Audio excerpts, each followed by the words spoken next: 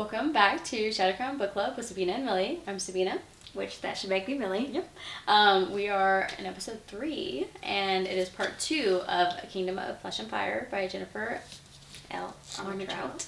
Oh my gosh, why can't I say her name? I love her so much and I can't say her name. I get her last name, like... I keep wanting to say Jennifer A. Like, instead of, like... But I think it's just because in my brain I say JLA. Yeah. And, like... Anyway.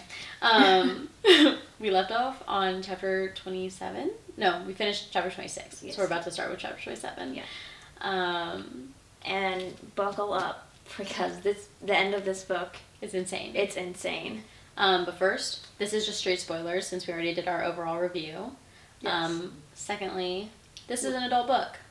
If you're not an adult, don't watch this. Also, if you haven't read the book, don't watch it because it's spoilers. If you haven't read the book, go read it, come back, listen to the audio book, and then come back, whichever way you like to read. And yeah, just make sure you come back. Yeah, because we're doing a chapter by chapter mini analysis. Yeah. But also, we're just wanting to yap with you guys. So today we're drinking Sonic milkshakes. This has nothing to do with the book and all to do with our love of Sonic. Yeah. Yeah.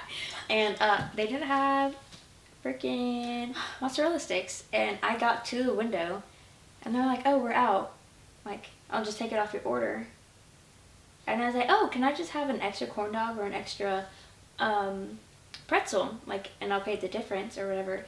And they're like, "No, we can't. Sorry." I said, "Oh, okay, thanks." And like, you guys don't know me that well yet, but mozzarella sticks and I have a really intense relationship, so it was really depressing.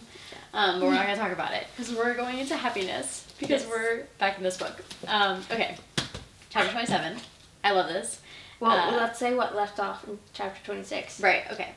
Bang, bang, bang, bang. He said. Okay, now 27. First of all, 26 ended really sweetly. He's like, "Can I hold you?" And she's like, "Yes." And then he doesn't move, and he's like, "Castile?" And she's just like, he's like, "I didn't think you'd let me." Yeah. He's like, "Should I not have?" He goes, "No takesies, backies now." And I love that because it's just like, he's so scared. He's so sweet. Okay, 27. I feel like after last night, he wanted to keep it going. Mm-hmm. He just wanted to keep the feelings going, you know? So much so that he's like, "I have a proposition for you today that I have like a surprise for you, but on the condition that we pretend." Mm-hmm. They have to keep pretending that they're just Poppy and Hawke. Mm-hmm. And I love that. Like, that gave me like little butterflies. I'm yeah. Like, he wants the them like in love to keep going. Yeah. Mm-hmm. And like he says later how he just didn't want to lose her. Mm-hmm. And I feel like this was just more of him like trying to like force like memories to be made right now because he knew that he couldn't have her later on. Mm-hmm. But he can. But like at the time he couldn't like comprehend how she'd ever be able to let him love her. Or let her love. Let him love her. Yeah. Okay, I was right. Okay. But yeah, and so then they go down to the stables where they meet Colton, who's a wolven, and he has the lightning shock again. Yeah. I literally wrote my notes. There's that shock again. Yep.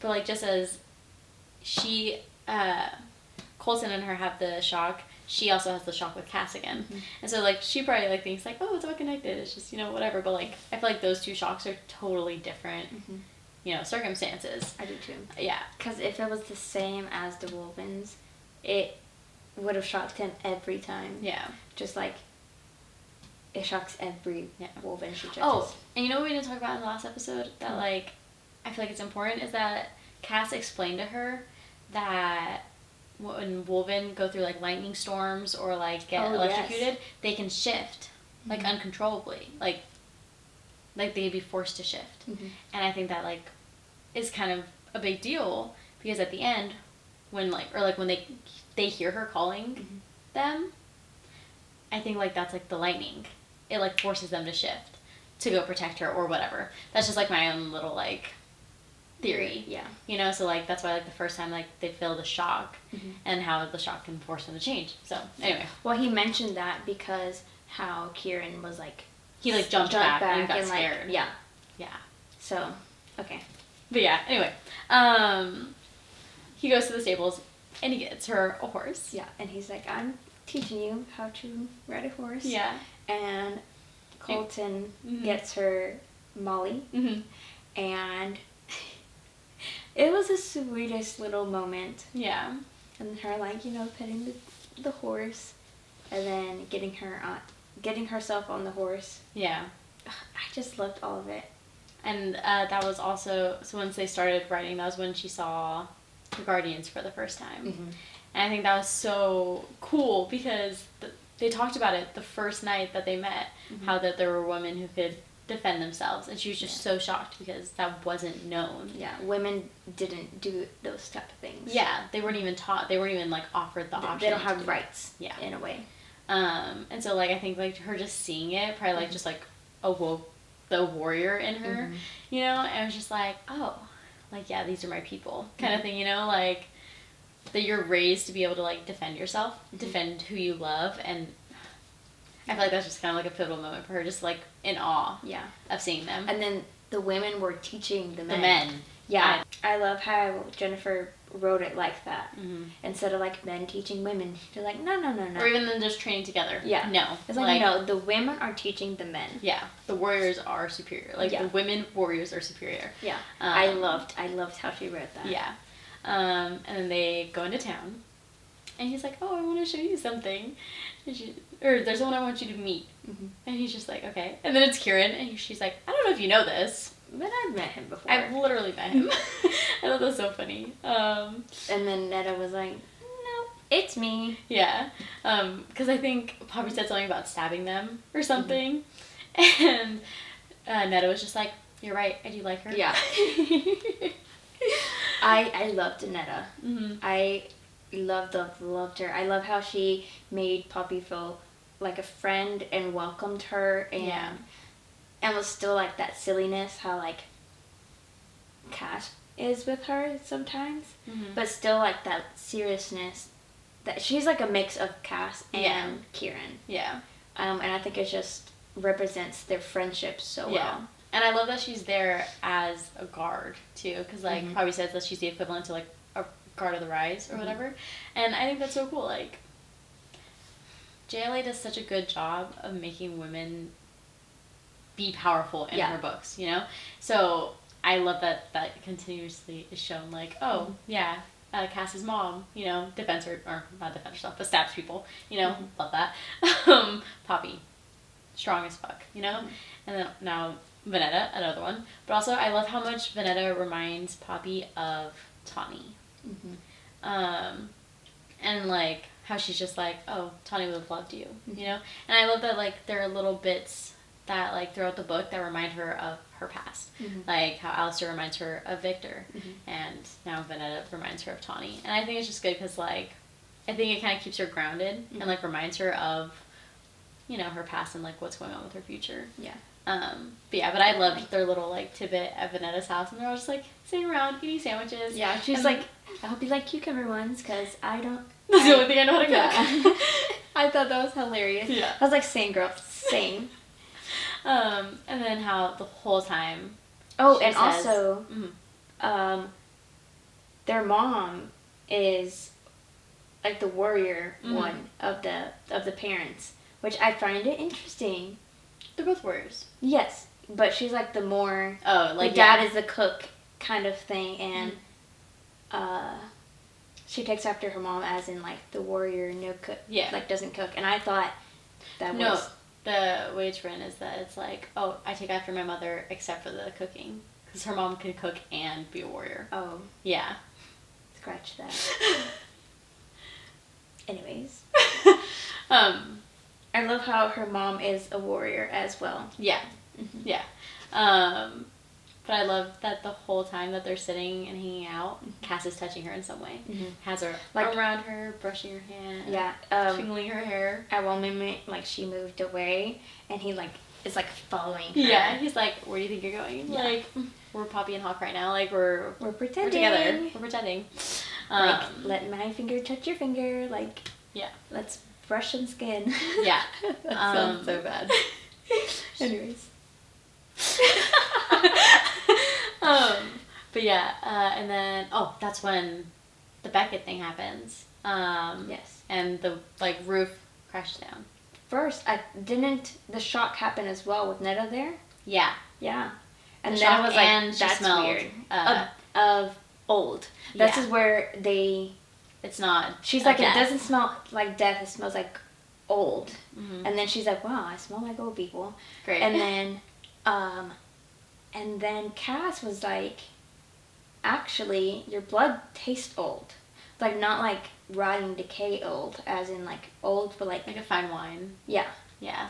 And I thought that was interesting. And let me just say, in this moment, I am pretty sure it was this moment, or maybe like earlier in the book, and this kind of like cemented it for me. I messaged you. I was like, is she a daughter of the gods? Is she a whatever that word is? Deity? Yeah. I think you messaged it to me right after the Beckett thing happened, when she started glowing. Did I? I think that's when you, like, 'cause I think you said something about, like, oh my god, like, she's glowing, and then you're like, oh my god, is she a deity? Or, like, a child of a deity, or whatever. Okay. Well, this, like, the old thing that, like, added to... Yeah, like, that's probably, like, what got it started, yeah. And then you, like, were like, okay, yeah, I'm gonna message her. Yeah, I was like... And you're like, dude, how did you think of that? I didn't think about that until the end of the book. Yeah. And I said... and then I gave her, like, my examples. I was like, this is weird. This is weird. This is weird. I was like, this is the only place that my mind is going. Yeah, mine, when I first read it, it was, like, years ago, but I was like, oh, that's cool. Like, maybe... I don't even know what I was thinking, honestly. I was just like, oh, that's cool. New thing. Just gonna store that away. Yeah. And then at the end, I was like, I thought, like, oh, like, maybe she's, you know, like, related to a higher up or whatever. But then, like, not till the end of the book did I go, oh my god. Yeah. Oh my god. And again, at the end of the book, it doesn't, like, specifically say anything, but Yeah. those events That's what makes it's like me to solidify. still believe that Yeah. she is a god. Well, no, she said that. Scratch all of that. Yeah. The queen does say this to us. Okay, so anyways. The last person with the blood. Yeah, I'll cut all that yeah. out. Anyways. But yeah, but then when she's with Beckett and she's healing him, that's when she glows for the first time. And I love that immediately Cass is just like, you look like moonlight, you're beautiful. I started crying. I was like... I started crying when they brought Beckett over and they were like explaining like his legs are broken. And that he didn't and they're like, or shift. Yeah. Shift Beckett, switch.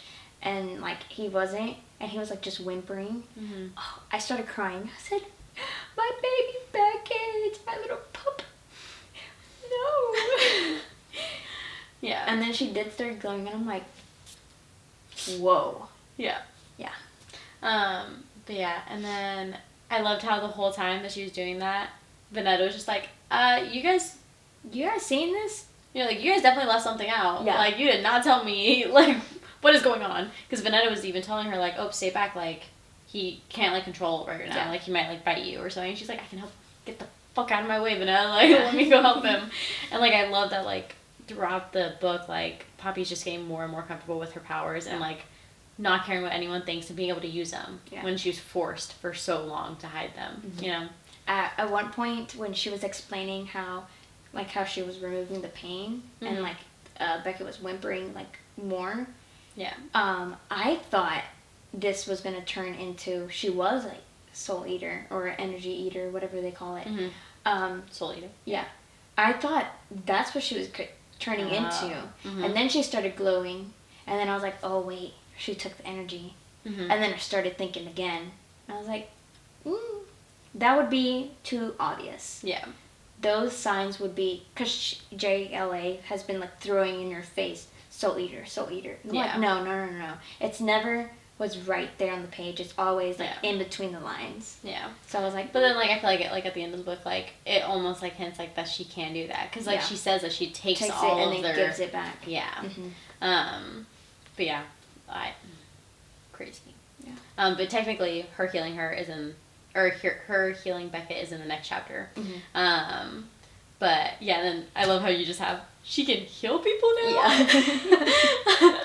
And like you even were like, she has to be a daughter of the gods. So it was right Yeah. there that you like solidified it and you're just like, this has to be happening. Yeah. But yeah, I love like that whole scene, like everyone's in shock. And then like she heals him, like he shifts and he can walk.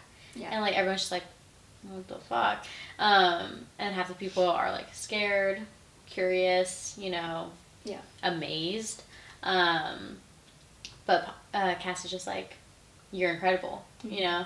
And like, it just shows how in awe of her he is, and I love that. And then he even like, you know, offers to do something in public because he can't even like control himself. Oh yes. Oh my gosh. I was like, I know. I was like, hot tamales. It's like, oh, like you've seen those TikToks where it's like, oh yeah, like I would love to experience all the things in my book. Mm-hmm. No, I wouldn't. But I love reading about it. Like, Yeah, I don't exactly. want that to happen in real life. But Right. I love reading about it. Can I say everything that I said was weird? Mm-hmm. I literally put in my notes. I mean, she's been shocking everyone. Weird. They say she smells of death. Weird. Smells old, and her blood tastes old. The god blood is old. Mm-hmm. And that's literally what I put as my Yeah. little notes, because that's what my like tallies when I was telling you. Yeah. I was like, that's weird. This is weird. Weird, weird, weird. Yeah. Okay, so then going into chapter 30, it's when they're sitting in the room with, it's just Poppy and Cass and Alistair, and they're telling him that they're going to get married in Spess's End. And Alistair's just like adamantly like, I don't think you should do this. The king won't approve. Like, you shouldn't do that. And he's like, I don't need their permission. Yeah. And he's like, but shouldn't you like want it? And they're like, yeah, there's a lot of things I want, but I don't care. Like, we're going to get married. Mm-hmm. And then even Poppy is sitting there, and even she's getting annoyed. You know, she's like, dude, you're not going to change his mind. Stop trying. And she's like, and Alistair's even like, don't you want to meet your father-in-law and mother-in-law? And she's like, I want a lot of things, but I don't, like, we're doing this. Like, we've already decided, you know? And I think Cass is just like, that's all. Like, you know, yeah, we're doing this, you know? But yeah, and then Cass and Poppy like talk about her powers, like how they've developed, because she can literally heal people now, and she like explains how like she wasn't even trying to, like she was just trying to take away his pain, so that he could shift. But yeah, and she like he asked her to read his emotions, and what she feels isn't like concern, and he was like, why would I be concerned? She's like, aren't you scared I'm gonna get more like empath traits, like be a soul eater? And he's just like, no. Yeah. No. Like, that just shows how much like faith he has, like, and like, and he knows she's such a good person, you know? But yeah, and then they go on a little adventure. Yes. And first, she gets two surprises. First, she gets the field of poppies, and I think that's so cute. I thought that was very, very, very cute. Yeah, and then the next surprise is the cave. Yes. Which at the very, very beginning of it, when they get there, I felt a little icky. That he was taking her there? That he was taking her there, because that's where him and Shay and Kieran used to go to. Or, not Kieran. Yeah. Kieran, yeah. They all went there, and I thought it was a little icky at first. I was like, but then that all went away. See, I also thought it was a little icky at first, but then I kind of thought, I remember their conversation about like replacing the bad memories with good memories, and I think like that's more important, especially like because he went there with Shaya, like those are bad memories now. Everything that's tied to her like must just like feel bad to the bones with him. And so like if it's a place that was so special for him and for Malik, I think it was like almost important that he took her there to replace that memory with like something peaceful or something also, super hot, you know? Like, and also share something that he shared with his brother with her. Yeah. See, I didn't think about that until after, but it's like when they first got there, I was like, oh, this motherfucker. Yeah. Like, that's icky, man. Because, you know, like in real life, if your boyfriend takes you where he normally takes his ex-girlfriend, like, that's icky. Yeah. But in fantasy, I guess, we can make an exception. Yeah. When it's, like, hot. And it gets very hot. Yeah. Very, very hot. I love that scene. And I think I love that scene more than the feeding and... Yeah. I think so too, because I love the fact that, so like the very last part of this chapter is her literally, he's like, oh, we can pretend. And she's like, no, I'm done pretending. I'm done hiding. Like, I know how I feel for you. Mm-hmm. Like, okay, I accept your terms, but we're not pretending anymore. Yeah. I'm Poppy, you're Cass, and this is real. And yeah. I literally said, like, I couldn't, like, because I was just like, I've read this before, and still, I was just so, like, finally. Were we on FaceTime when I was reading this? No. We FaceTime with the different like, thing. a little bit after, okay. yeah. But yeah, I was so, I love that part, because, like, I feel like that was her finally accepting everything, like, understanding that, like, all the stuff that he did that hurt her, everything, like, and still, like, moving past it because she knows that she loves him. And, you know, they have the, like, scene. Yeah. Which is so beautifully written, and, like, honestly, I just want to go to one now. Like, I just want to find one in the real world of, like, a cavern with a hot spring and stuff, you know? Yeah. And it took me a minute to paint that image in my head because, again, I was trying to picture a cave. Yeah. Even though the word on the page is not cave, but I'm like, oh no, it's a cave. Yeah. And then she's describing it, and I'm like, that's not what a cave is supposed to look like. So it took me a minute, but the way she wrote everything, it got into there. Yeah, definitely. Especially after and then some I sent fan you art. Yeah, I was like, did I send you the fan art? I said. Okay, but yeah, and then I love that, like, afterwards, he's just like, oh, Kieran's here, and she's just like, what? Okay. Yeah. And he goes, gets the clothes and towels from Kieran, and they get dressed. Another thing, I love how Kieran brought them clothes and towels and stuff, and I just think it's so funny. I wish we had, like, a little novella of just literally Kieran's perspective when everything happens with him and with Cass and Poppy, since he can feel. So, like, I was, like, in his head. Do you know that there's a Cass POV book? Is there really? Yeah. And it's, I think it's part of the series now. But it goes through his point of view from, like, before he met Poppy and, like, while he's, like, the first meeting of Poppy and everything. Okay, I need that, and then JLA needs to make a Kieran's perspective. Yeah, I don't think she has on that, but she needs to, because I need to know what is going on, like, with him whenever. I want his happen. backstory, because I want to know more about him, because, like, we don't get much from him. Like, does he have a lover? Like, from what we stuff, know, like, so far, from what we've read. So yeah, I don't know if it's any later in the series. Yeah, we know anything else about Kieran. Yeah, I hated that. Afterwards, when they're getting dressed, she says, like, Castile, and he goes, I know, what happens here stays here. And she's like, well, I wasn't going to say that. Yeah. And I feel like that really kind of, like, ruined it. Yeah. What she just said, like, literally, like, well, they're still in the water. Like, this is real. This is real. Like, on one condition that's real, it's Poppy and Castile, not Hawke. And then he just goes and, like, he makes it almost pretend again. Yeah. He's like, oh, yeah, this doesn't change anything. And, like, I think that kind of just, like, if that was me, like, that would have just, like, kind of, like, fed into my fears. Yeah. Or, like, made her feel a little bit like, oh, he doesn't want it to be real with me. Yeah. Like, I might want it real, but he doesn't want it real. Yeah. And that's the vibe he gave back to her. And, like, I hate that. But I think, like, he was also trying to, like, protect himself from her saying it to him. And so, like, I get it, but also I was like, no, like, that's not what she's going to say. Like, that. Yeah. I don't know. But anyway. It's like you break up with someone before they can break up with you. Yeah.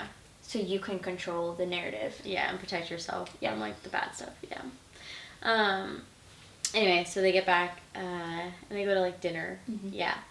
And then you even, like, were like, Beckett's afraid of her. Yeah. Like, and, like... Why? Why is he afraid? Yeah, like, she literally saved your life, dude. Like... And, like, he hadn't had fear towards her, like, this whole entire time. And then after she heals him, now he's all of a sudden afraid.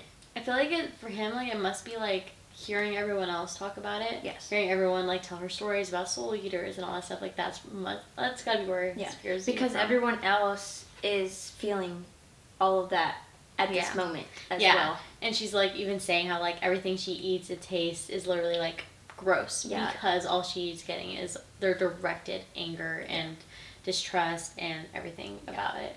That's even when Alistair is like, don't let them see that it bothers you, and don't let Cass know. And that was a red flag to me. Him saying that to her, saying, don't let Cass know because we don't want another Landell situation. And I said, the fuck we don't. We don't keep secrets from our man. Yeah, and also, like, we tell him our feelings. Yeah, you're bonkers if you think that, like, she shouldn't share her feelings. If someone is making her uncomfortable, it's one thing that, like, people don't trust her. Like, she's new, like, all of a sudden she's the princess, whatever. But, like, Landell's situation was different. He actively threatened her. Yeah. And disrespected her to her face in front of Cass. Like, that's not okay. Yeah. But, like, right now people are just, like, giving her, like, weird looks or whatever. Like, if she couldn't feel their emotions, it wouldn't be that big of a deal. Like, it's just hurting her. The fact that Alistair said, don't tell Cass, don't let him know, like, that was just a red flag. Like, why are you trying to put a barrier? Yeah. And then he goes on to put an even bigger barrier by telling her about Gianna. And, like, saying how he was promised to another. And the way it was phrased was to inflict the insinuation that they were engaged. Yep. But they weren't. And I think when I read that, the last time I read it, this time, my breath caught. And, like, because, as we've said before, JLA is so good at writing the panic. The panic in Poppy's brain. All of the, like, scenarios going through her brain. But, like, the main part that got me was when he kissed me, promised to another. At the Red Pearl, promised to another. Under the willow tree, promised to another. And I've had that feeling before. Like, you know, like, that kind of panic, like, oh, when we did this, you were doing that. Like, when we did... And, like, that was, like, so, like, not just, like, personally triggering, but just, like, overall, the way it was written was so well done that I literally felt it in my bones. I said, oh.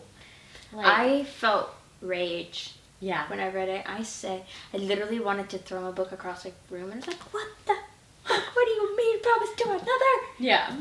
And like, I was very, very, very angry. And, like, it was just the right amount of length between finding out to, like, Cass explaining himself that, like, made us almost, like, for a second, like, oh my god, do we hate him for a second? Yeah. And all of a sudden, he's like, that was never actually approved. And I was like, it was all but, like, it was all but done. You know, everyone expected it. And he's like, I didn't. And you think the one person who's actually doing it is the one person whose approval they actually need, you know? He's like, oh, your father's all but agreed to it. And he's like, good thing I'm not my dad. Like, we also miss her whole monologue, and it's one of my favorite monologues. It's when she defends herself for the first time in front of everyone. Yes. And she stands up and she's like, okay, the people of Solace are victims too. So you guys speaking bad about them, like, that's worse on you. And I love the way that she defends herself and her relationship with Cass. Even after finding out about Gianna, she still defends their relationship in front of everyone. Because even Alistair and one other guy, they've mentioned his name, but I don't remember, is like, how are we supposed to believe this marriage is real, you know? And they're all thinking, it's like, oh, you're supposed to marry a woman, blah, blah, blah. But no, like, they're just curious on why, like, they're even together. And then that's when they literally share that when she first found out that he was Cass, she stabbed him in the heart. Yeah. And no one believed, no one believed them. And Kieran's like, no, it's true. And even Jasper's like, wow. And Alistair's like, I didn't know that. And she's like, yeah, I was betrayed. And it was the first, like, that was one of the most powerful monologues. And she has two of them, like, within this chapter and the next. So the one in front of everyone, I think that was such a powerful monologue. Yeah. And she just, like, okay, dips. Yeah. She's like, I'm not doing this anymore. And she was, like, losing control of herself because everybody's... And she was feeling everyone's feelings, yeah, too. They were just flooding her. And then, like, with her own... Like, overwhelming. Panic. Yeah. Oh. And then she's, like, dipped out of there. And I said, fuck yeah. And she was, like, gonna, like, cower a little bit. And she's like, actually, no. I am a boss. And she, like, lifted her chin and she walked out of there. And I said... In her baggy clothes. Yeah. And I was like, queen behavior. Yeah. Queen behavior. Yeah. And then she runs into Delano and Nayo. Yeah. Right? Is that what they're with him? Yeah. And they're like out there This is just hanging chapter out. 32. Right, yeah. Next chapter. Yeah. And they're just out there hanging out, and they're like, yeah, we're gonna wait till it cool down, but in there. And he's like, yeah, good call. Yeah. And they offer her some whiskey. And I love it because, like, the only thing, like, she's had is, like, with Tawny, so, like, that even, like, just brings it in again. Oh, and the cup that she got from Cass. Right. And yeah. She got drunk pretty quick. Yeah. Within, like, 2 sips. Me too, Poppy. But yeah, and so, like, I loved our little, little conversation. Niall is the one, I think, that tells her, like, just warning you, tastes like horse pee. Mm-hmm. And she takes a sip, she's like, I don't know what horse pee tastes like, but that... It's a good comparison. Yeah. And I just thought that was hilarious. Yeah. And if you watched our video last week, we were drinking whiskey with some Dr. Pepper, and we referred it to horse pee. Yeah, for that scene. My favorite part is right after that is Delano goes, oh, he's like, he said something. He said he was waiting for it to air out, and then he goes, oh, I guess it aired out. Yeah. And then Cass was like, I'm guessing that's about me. Oh, no. She goes, Poppy goes, don't tell me that's him. Oh, and that's Delano what it goes, is. That depends on who him is. Yeah. And she's just like, shut the fuck up, Delano. Yeah. And then they're like, maybe we should go inside. And Cass is like, yep, you should. Yeah. Go. I love that. I love Delano. Me too. Me too. I still want to call it Delano, but I don't think that's right. Yeah. I like the way that Delano sounds. Delano. Yeah. I love that Poppy continued to stand up for herself with this.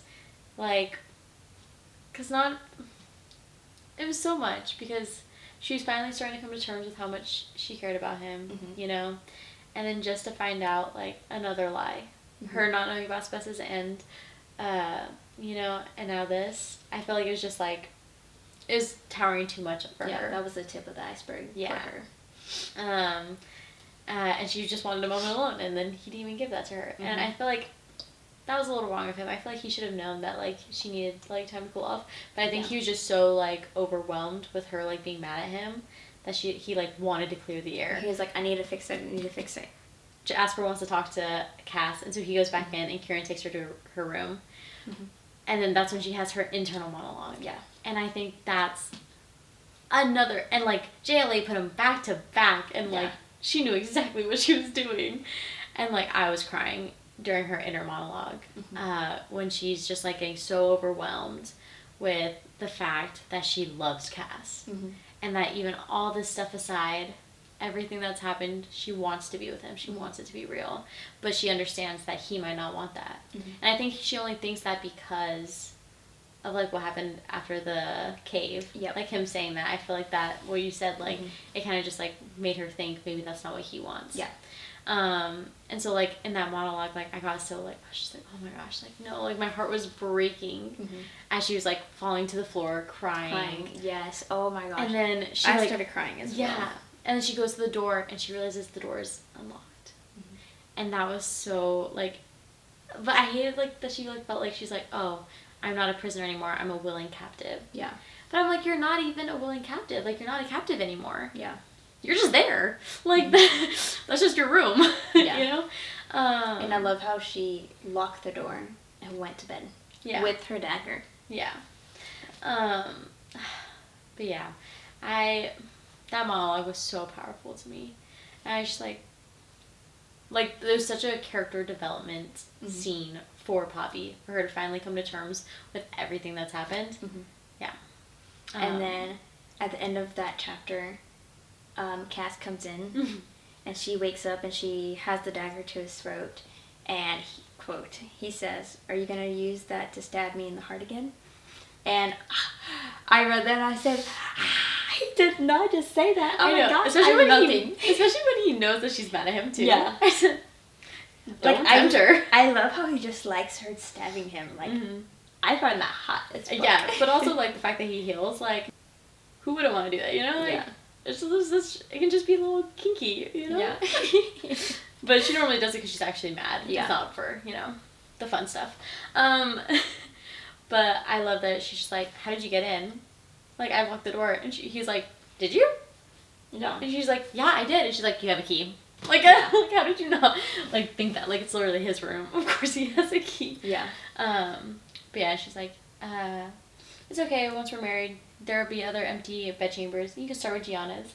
And I love the fact that he stood up and he's like, I cannot believe you just said that. He was trying to, like, make it hot Mm-hmm. and stuff, and she just, like, threw an ice bucket of water on him. Like, a bucket of ice water on him. But I love how offended he got. Like, Yes. he was genuinely, like, she's like, are you actually jealous? Yeah. Kind of thing. Well, And they he's didn't have time to actually, like, really, really talk about it. Like, all she got was that, like, Cass wasn't into it. Yep. And that's it. Like, he didn't explain it. But I love the way he reacted. He's like, I can't believe you just said that to me. Mm-hmm. I can't believe you would think that. And she was just like, I don't know anything about you. Yeah. And, like, she's not wrong. These entire 2 books have happened within, like, what, 2 months, maybe, max? Max. Like, if Yeah. that. So, like, she's not wrong. Yeah. She doesn't know him. And the first half of that, he was someone else to her, you know? So, I thought that was so funny of Cass to even, like, be offended by that. Yeah. But, yeah. Well, and then she, like, does a whole, like, blow up on him. Yeah. And was like, what about this, and what about this, and what about this, and Tell what me about about this? Shea, Yeah. you know? Like, she's, like, going at it, and he's, like, kind of, like, giving it back to her. Yeah. And I feel like that was one of the first banters where they were both equally, like, elevated. Yeah. Like, they're, like, the passion, the, like, Yeah. just the levels of emotion. Because it wasn't, like, anger. Like, it wasn't, Yeah. like, mean anger. Yeah. It was just, like, I need explanation. Give me explanation. Yeah. Give me explanation. I'm getting nothing from you. Give me explanation. And he's like, well, if you want explanation, what about this? What about this? What about Yeah. this? And I was It like... goes both ways. Yeah. I was, like, panicking in a way. Mhm. And, like, I was crying. I was, like, I literally felt like I was her in this moment. And, Yeah. like, I can't get my emotions or, like, my words out correctly. Yeah.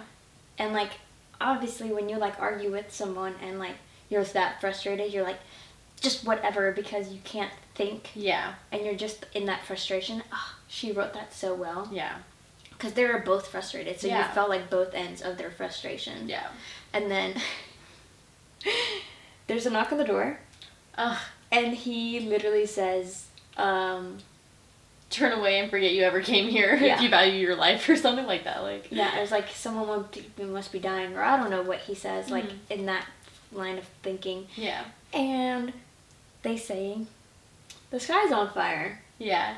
He's like, I'm sorry, but I can't leave. Like, Yeah. this guy's on fire.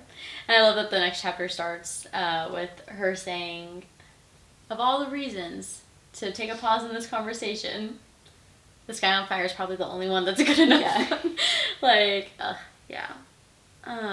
Which takes us to chapter 34. Mm-hmm. This chapter really tore my heartstrings, man. Yeah. They go out and they just see the sky is red. Red. And there's just like ash. Mm-hmm. And they're up on the battlement, like Mhm. on the top of Rise. the... Yeah. And I think like everyone knows what's happening. Mm-hmm. Everyone does, but no one wants to say it. Mm-hmm. And Delano goes to check out what's going on, and he goes with Dante. Mm-hmm. And they just... I hated it because then he's just like, oh, all we can do is wait. Mm-hmm.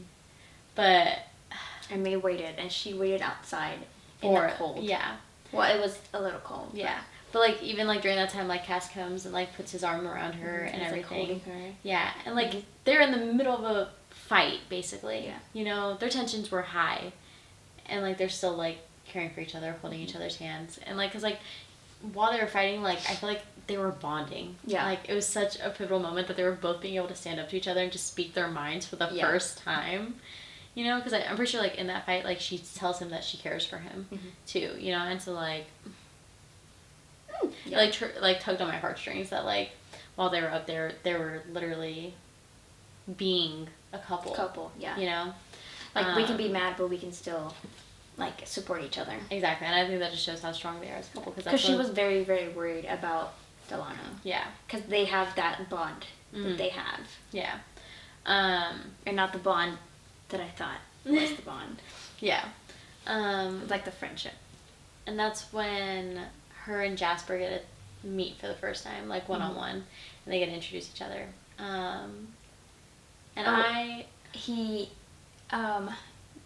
Backtrack. They call her Your Highness. Yes. Yeah. And then Emil and Nail. Yeah, she calls herself a princess in this monologue because something about Cassiel says I'm the prince or something, and she's like, well, I'm the princess. Yeah. And that was like the first time she like accepted that she is a princess. Yeah. Yeah. And I love that, like, Cass even liked it a second. He's like, that's the first time you've ever done that. Yeah. You're right. I remember now. But yeah, and, like, I loved when she was, like, talking to Jasper, though, because she immediately goes, you speak for the Wolven. And he's like, yeah.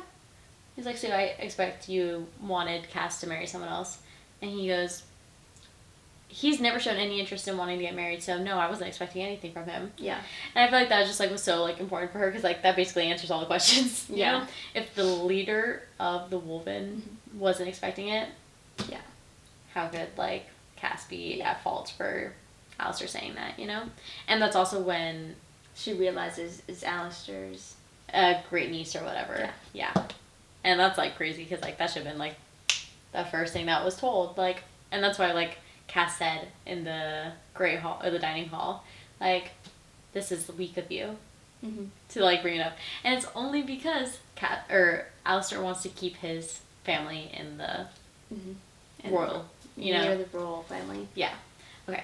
And then Delano comes back, and he's just like, and she even says, like, you can't even see the white, like, he's like, you can tell he's hurt and bleeding and stuff, and I love how immediately she's like running already over there. Yeah. Like, Cass is going to, like, say, like, oh, can you help? And she's already, like, on it, you know? Yeah, and I love how somebody said, like, leave it up to our princess to be the one to go outside of the... You know, he says, like, leave it to our prince and princess to be the first ones out of like, out of protection. Yeah. And she's like... And Kieran goes, welcome to my life. Yeah. I mean, she's like, does not care. She's like, I am going to, like, go to Delano and see what's wrong. Like, and he tells them, or she heals him first. Yeah. And he's able to shift and everything. And he had, like, an arrow in him. Yeah. Poor baby. But yeah, and he's able to tell him, like, all the Ascended are coming. And, like, it's not just, like, you know, a little scouting party. No, it's a whole fucking army.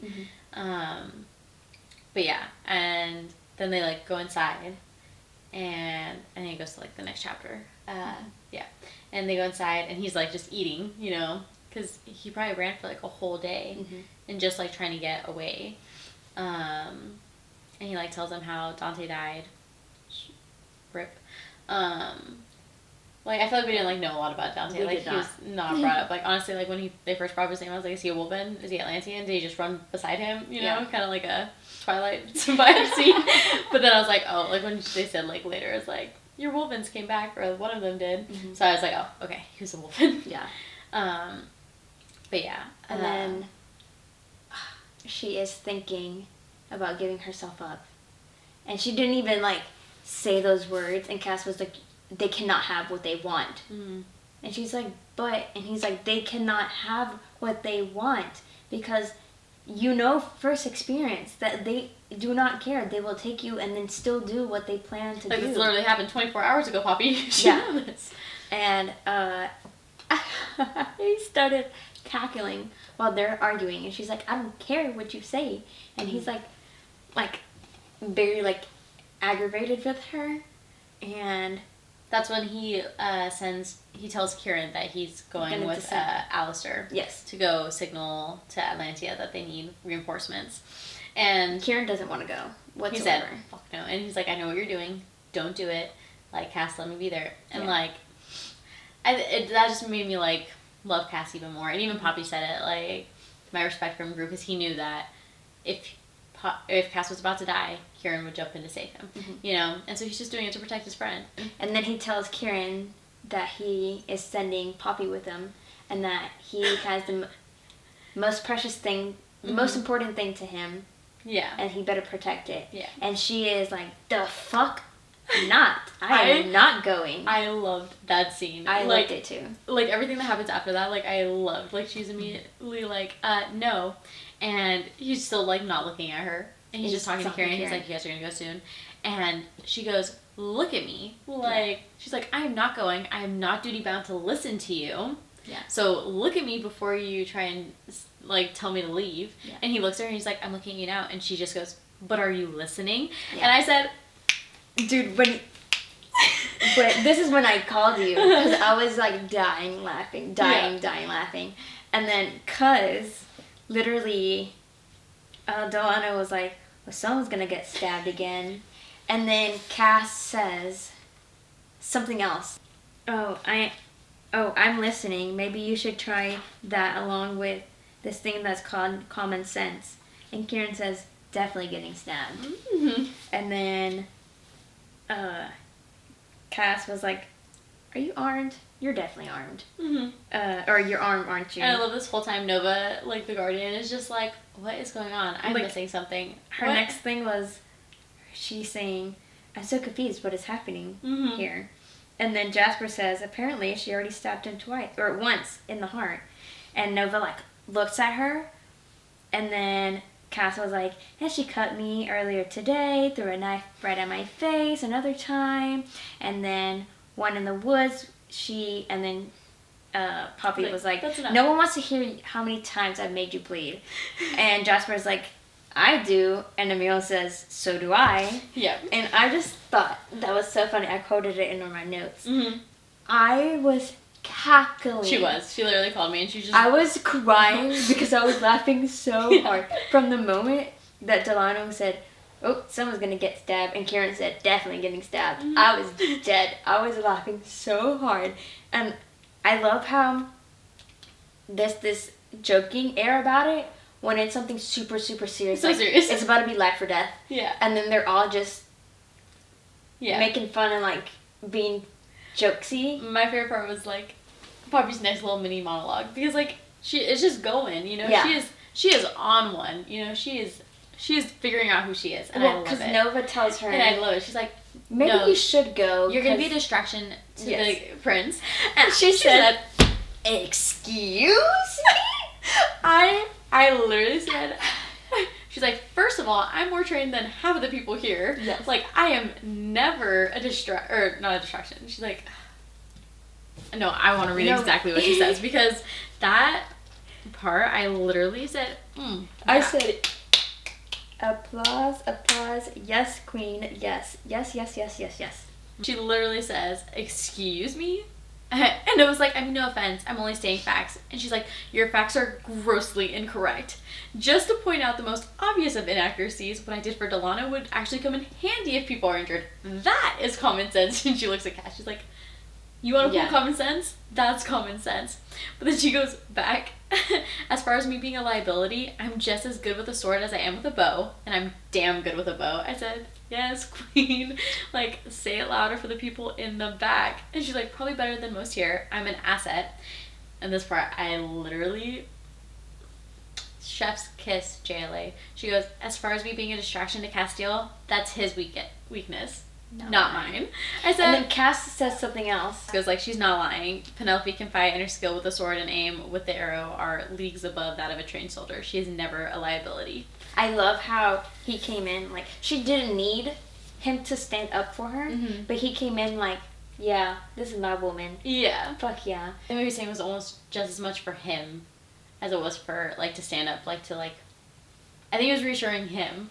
Yeah. He's like, you're right. She is, like, she's strong. She's not a liability. Like, he's like, I'm just scared because I don't want to lose her. But it's not because she can't defend herself. Because she can.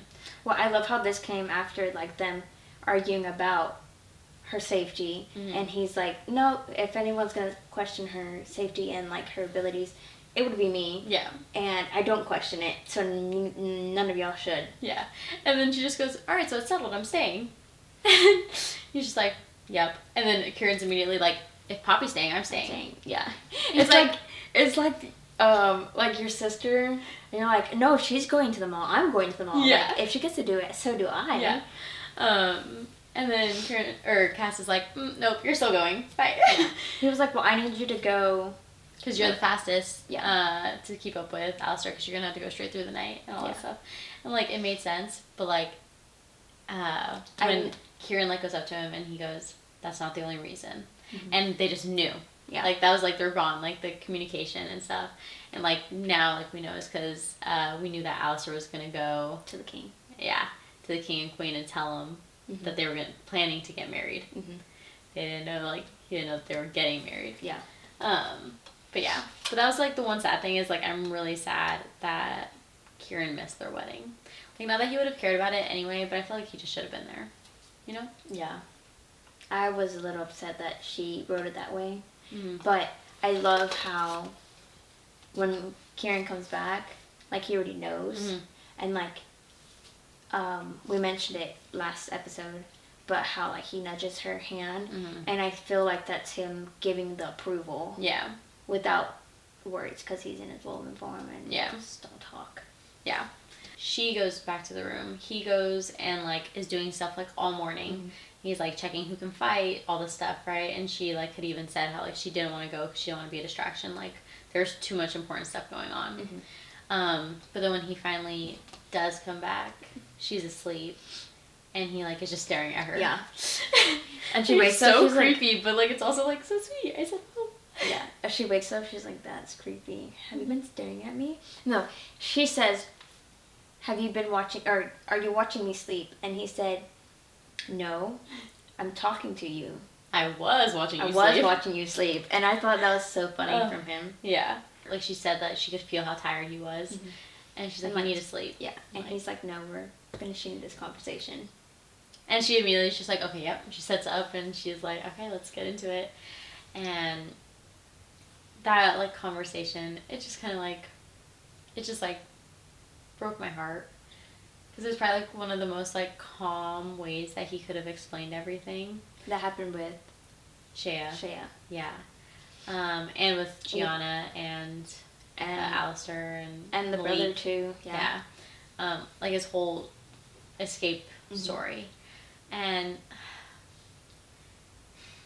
I love that he's like, I don't know if I loved her or not. And I feel like he thought he loved her until he felt the real love from Poppy and with Poppy. I think that, like, everything that, like, is happening between him and Poppy is kind of making him realize maybe Shea and I weren't in love. Yeah. We loved each other, but I don't think we were in love. Well, I don't think Shea, this is my hot take, I don't think Shea was, like, loved him. I think it was more of a forced proximity that was too forced. Like, I think it's, like, more like childhood best friends, you know? Oh, yeah, I guess. Like, they just grew up together, you know? Like, first of all, they're, like, what, 200 years old? Like, and Cass was in captivity for, like, 50 years, and then, so, like, they were probably, like, 100 years old, you know? They were old enough, they got maturity, and I feel like, he even said, like, I don't know how it happened, it just kind of happened, like, they're dating or whatever, and, like, yeah, I don't think they were in love. I think it was kind of just, like, a convenience thing, that they were, like, around each other, they knew each other, they, like, you know, and, like, let's be honest, Alistair was probably in her ear saying, yes, keep getting close to Cass. Yeah. Keep our family there. Yeah, you know? that's why I said, like, it was a forced proximity, too forced. Yeah. Because there would have been already a forced proximity because Alistair is her dad, and he was already working closely with the king and queen, so they were gonna be near each other already. Yeah. I love how he explained the situation with Gianna, and she's like, no, I believe you. Yeah. And oh, another thing is that Gianna looks like Shea. And that's creepy. Icky. Yeah. And, like, thank God for Cass for like, saying not that. wanting to. Yeah. But, like, icky for Alistair, and that just shows how much he didn't care about who marries Cass as long as it's someone that he can control, so that he could be, you know, included in that. Oh, and we didn't mention, I don't think we've mentioned yet, who Beckett is. Yeah. Because Beckett is his great nephew. Yeah. So Gianna's brother. Yeah. Yeah. So, yes, I forgot. Gianna's brother. So, that's another... significant. It's significant. Yeah. Especially because he's not supposed to be there. Beckett and Quentin both aren't supposed to be there. Exactly. No one that young is supposed to be there. But yet, somehow, you know, Alistair's great nephew's there. Okay. But that conversation, he handled it so well. You know, he was so exposed, and like he didn't shut down. He didn't hold back. Yeah, he told her everything. Every little thing, everything, as like he dislikes them, and like he's angry with his brother for doing that. Like his anger towards Shea. Yeah. For everything, and like thinking about herself, and just literally just put everything out there. That heart to heart for them just literally brought them together. It tore back all the, you know, everything that was holding them back, everything that could have been like, oh, like maybe this is why we shouldn't be together. I think it just was just like, this is meant to happen. Here's my ugly, give me your ugly, and let's make beautiful. Yeah. And they literally did that, like, and I loved how this chapter ended. And we were on FaceTime when you were reading this part, and I was just sitting there, and I was just like, just kicking your feet. And she's like, a real proposal. And I loved it. And because it wasn't even just like a proposal, like, they wanted it to be real. They had decided that they loved each other despite all the stuff, everything. They wanted to be married. Like, and I think that's, I love that, because like, I love a marriage of convenience, I do, but I love a marriage for real even more, you know? And so once they finally like acknowledge that to themselves, first of all, and then to each other, I loved. And then the fact that he took the moment to say, I know I didn't get to court you the way I wanted to, all the stuff, whatever, and it's just like, but like, now that we're gonna do this together, will you marry me? And he goes, today. Yeah. Will you marry me today? And she goes, yes. Yeah. I said, don't get me wrong, I'd say yes too. Am I married? Yes. Would I still say it to him too? Yes. Yeah. Also yes. And then going into the next chapter, he is like down on his knee, and he's like telling her to read his emotion. And she does, and she said it's like chocolate covered berries, like strawberries. And she like was like, the only time I felt that was with my brother, with my parents. Yeah. And she was like, that's love. Yeah. So in his way, but she even says like it's richer and deeper. And so I think it's like not even just like a familial love, but it's like love. And I love how he did it like that, because he acknowledged that my words don't mean anything, like the actions, and her feeling it for herself. Yeah. She has to feel it for herself to know that it's real.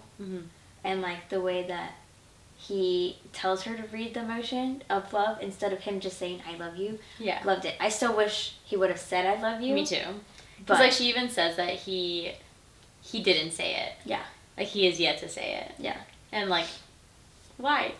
Like why? Yes. But like the fact that she can feel it, I think is so important. Yeah. But I love that when he went to go get everything ready, and he sends Vanetta to go help her get ready. Yeah. And she's like braiding her hair. But I love the first part of her going, so typically the bride wears a red veil, but Cass said that was a no-go. Yeah. And she just goes, how sweet of him to say something. You know, like, first of all, like the fact that it's his people's tradition, and he immediately said no. Like, because he knew what that meant to her, you know? And love that. But also, I love that she wears a red wedding dress. Because it also just reminds me of, like, the rite. Like, the night of the rite. And the willow tree, which I love. Yep. I love, like, their conversation and their heart-to-heart and everything. And how, while Netta's doing her hair, she's like, oh, like, my friend used to do my hair and stuff. She's like, oh, like, your friend, like, back in Solace? And she's like, yeah. She's like, you guys would love each other. And I just, I feel like in a way, like, it was almost like it gave Poppy a piece of Tawny on her wedding day. And I think that was, like, really sweet. But also, can we talk about, like, the jewelry of Atlantia? Because the fact, like, the way that I see that necklace that she talked about, I see it as, like, a chain with, like, chains going down like it. dropping, with, like, droplets. Yeah, of diamonds. And I'm just like, I love that. And this Netta's is just like laying around, like. Yeah, and Netta's like, oh, this isn't even, like, fancy in Atlantia. This is meh. I said. And then she also notes, like, well, now I don't feel bad for asking about the ring. Yeah. That she still has not gotten. Yeah. I do want to mention that anyways. I love that she feels comfortable enough with Netta to ask her questions. Like, she asked her, oh, I know about the joining. Is that something you expected of me? Yeah. And she's like, literally no one would expect that, like, of you, you know? But also she, like, doesn't talk about it as a sex thing. Yeah. And I think that's, like, a big thing. But, yeah, and then I love that they go down and... Well, before they went down... she makes sure she gets her dagger. Oh, and Netta was like, are you planning on stabbing him again? And she tells her about how someone she really cared about gave her the dagger, and it's like a piece of that person with her. Oh, no, and I thought that was super sweet that JLA, like, put that in there. And I like how Poppy even said, I don't think, like, it was something that, like, Victor never expected you to get to experience. And I love that. And especially because, like, she didn't even know if she'd ever get to experience it. Yeah. She even said, like, oh, even if I get married, it won't be for love. Yeah. And so, like, the fact that she is literally going to get married for love, I think just speaks, like... Volumes. Okay, and then chapter 37. The wedding! I loved it, because even if it being, like, literally last-minute plans, barely anyone there, it was still beautiful. Well, really, only people that needed to be there was him and her. And Jasper. Yeah. And I think even there were people around, it really was focused on them too. And I loved that. I loved the wedding. I loved... the ceremony. Yeah, I loved how it was ran, like, what's the word? I loved the steps of the wedding. You know, like... Procedure. The procedures of it, yes. I loved... them getting the rings. I want to know what the rings say. Because, like, she said that she saw, like, that there's a word, but she couldn't, like, read it. I want to know what it says. But, I love, like, the putting it down, overlapping, then putting their blood on it, and the dirt. And stuff. And, like, and I loved the magic of it. Yeah, I love how she's like, how's that happening? He goes, magic. And he wasn't kidding. And she thought it was, like, you know, like, his... sarcastic. But no, like, legit, it was the magic of the soil of the land. Yeah. But yeah, I cry whenever I read that scene, because I think it's so beautifully written, and I love a good wedding. I cried a lot in this book. No. Let me just say. Yeah. But yeah, and then, like, the wedding ceremony goes through. And I love that he kisses her during the knife part. I think that was so sweet, like, because it just kind of, like, to distract her from the pain of the knife. Yeah. But also, I want to take a second to talk about Jasper, because I thought he was so kind. Like, never once did he put his doubts on them. Not once did he ever question their intentions or anything. Nor made her feel, like, out of place for not knowing their customs or anything. And he walked her through so easily. So kindly. And so kindly, the ceremony and how it was going to, like, go. And I thought that was so sweet. And I love that, because that just, like, speaks to, like, Kieran and Vanetta. Like, that's who raised them. Yeah. You know? Like, you can I can't wait to meet their mom, if we get to meet them in the next books. Yeah. I cannot wait. I feel like she's, like, going to be a ray of sunshine. Or maybe not, and... an interesting character. I won't say anything. But I loved the ceremony. Okay, but then the day turns black. Yes. And everyone starts freaking out just a tad. Yeah. And then until they realize what's happening. Yeah. And like Jasper was like, think about Poppy though. Fuck. Poppy knows nothing. Yeah. Like, she doesn't have any idea of what this could be. Like, she's just like, what the fuck's happening? And they're like, it's an omen. She's like, is it a good one or a bad one? Yeah. Like, this is a sign from the gods. And they're like, mm-hmm. And Jasper's like, Nyctos, he approves this marriage. Yeah. And I thought that was kind of funny how the way, like, I read it, maybe not the way it was supposed to be written, but I thought it was like, Nyctos, he approves this marriage. Oh, see, in my brain, like, the way he's just like, I haven't seen that since your mom's. He's like, Nyctos, he approves it. Like, that's how I read it. I was like, I read it as very funny, because that's how I feel like he is. See, but then I see him very solemn. Like, but then again, I read it like that. So, I don't know. In that moment, I thought... I feel like your energy was probably just so high that you just kept it going. I was like, I want someone to say, like, say something very, like, dramatically. I feel like he was just too, like, shocked, you know? He's just like, Nyctos, like, he approves your marriage, like, congrats, you know, kind of thing. Like, it's like, I haven't seen this since your parents got married. Yeah. And now, like, blah, blah, blah, blah, many years ago. Yeah. We skipped over a fact that Netta and Kieran's mom is pregnant. Oh, yeah. And Kieran is like 200 years old as well. I love how Poppy goes, that's a hell of an age gap between kids. Yeah. So I forgot to like add that in there. Yeah. I thought that was hilarious. Yeah. And like it just gives you a perspective of their lifespan. Yeah. So. For sure. Anyways. But also, you know, good for Jasper and their mom for keeping their for that long, you know? Anyway. Oh, wait. During the ceremony, Jasper mentioned something about... Oh, this is just during the ceremony, but there's other stuff after. Yes. He's like, I'm sure he'll talk you through it. Yes.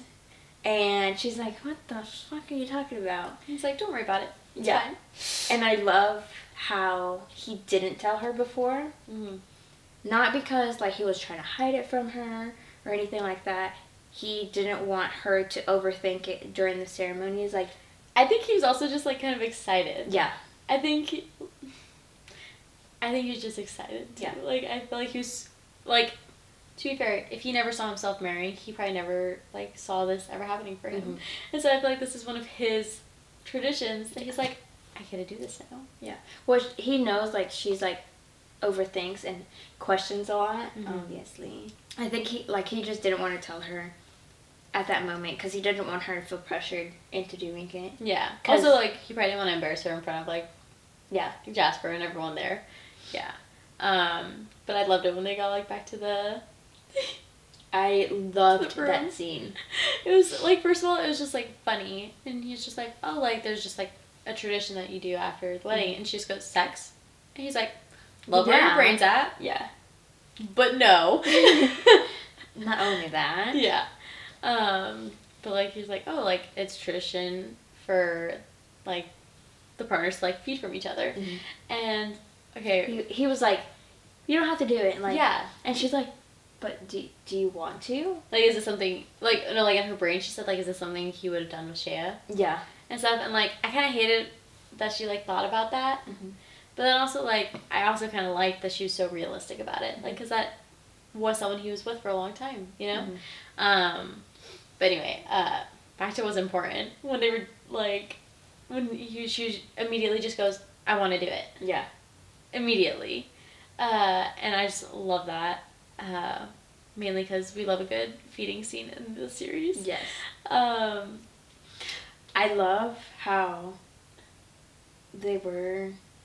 he started feeding on her and stuff, and he tells her, like, I love you, or he was like, I'll basically, like, make love to you later, but right now I need to fuck. Mm-hmm. Like, I promised you outside of that house, like, yeah. And she's like, and that he did. Mm-hmm. I loved that, like, when he was feeding off her, how he just grabs her knife and cuts himself on the shoulder.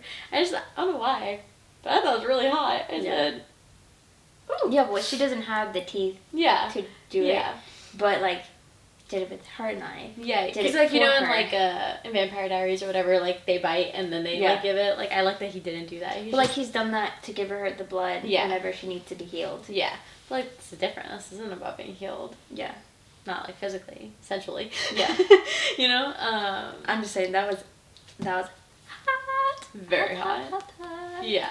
That was a good scene. I love that scene. Yeah, and then again, bucket of ice water onto the everything.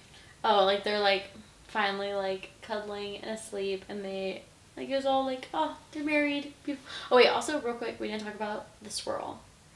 And I love. Oh yeah, she asked why it's like to her pointer finger, and they're like, oh, because that's like what's connected to your heart, and I love that. Mm-hmm. And I just think it's so cool, like that they get a gold swirl. Yeah. Like another thing, I texted you, mm-hmm. and I was like, so why is it on the pointer finger? And you're like, keep reading, it'll tell you. I'm like, yeah, literally like gotcha. 3 chapters. Okay. Or 3 paragraphs. Yeah. Yeah. Okay.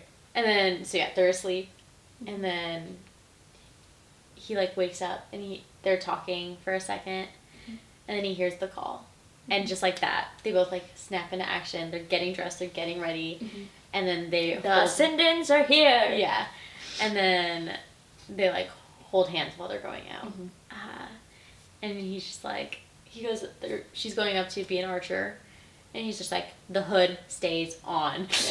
Yeah. You do not take off your hood. Yeah, or like no, you don't offer yourself no matter what. If something happens to me, go to the caves. Kieran will know where to find you. Like, he just cares so much about her, and I feel like now that it's real, she can actually believe that all the care that like he's showing is real. Yeah, and I love that. And who is the person that shows up? Frickin' Duchess of... The Duchess. Tierman. Yep. Jacinda.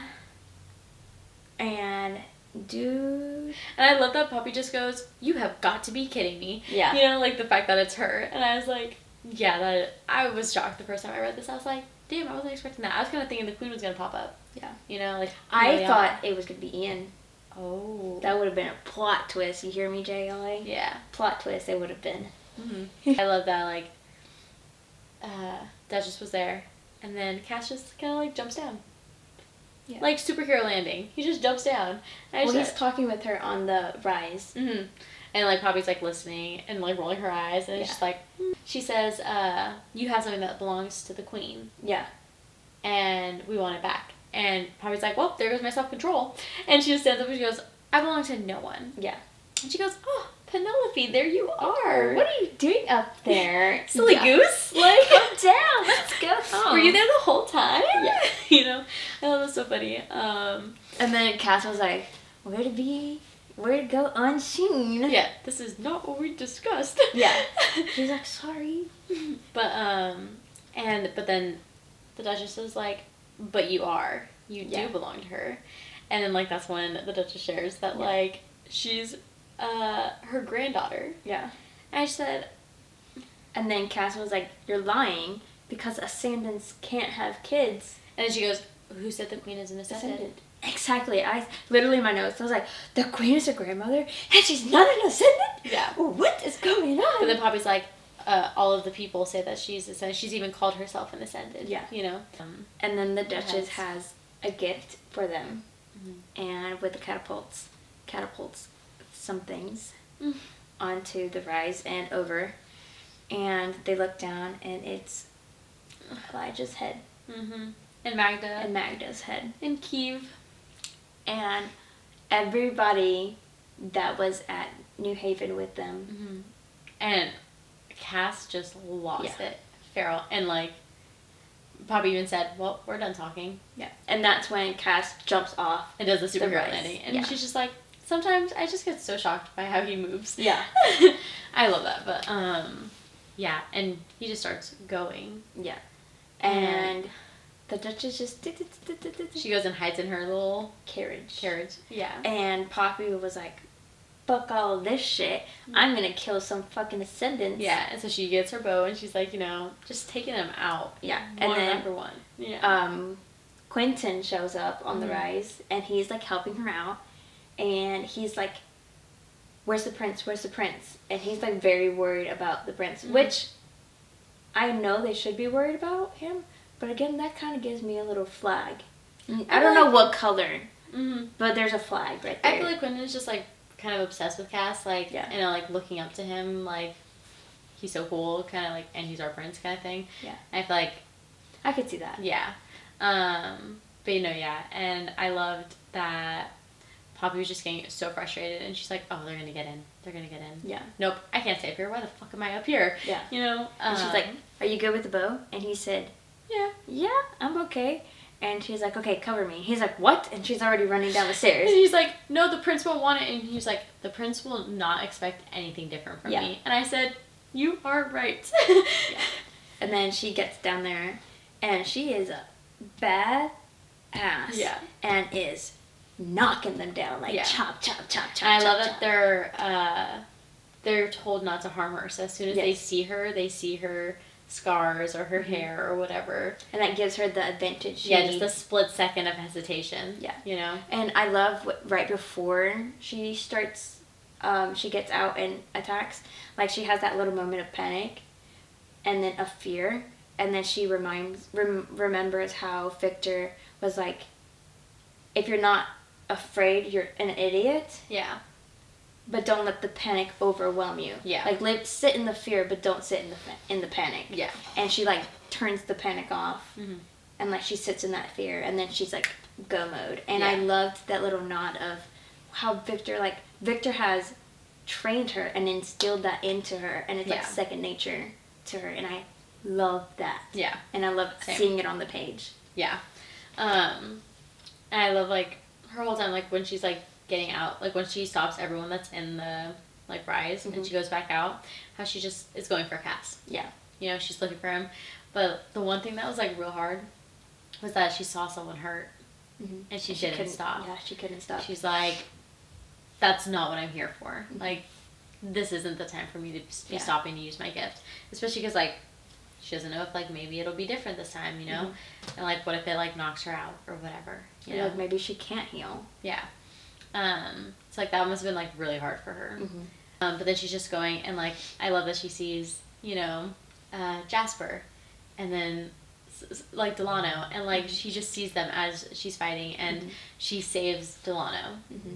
Like Delano's about to get like stabbed or something, and she throws it and gets him right in the eye.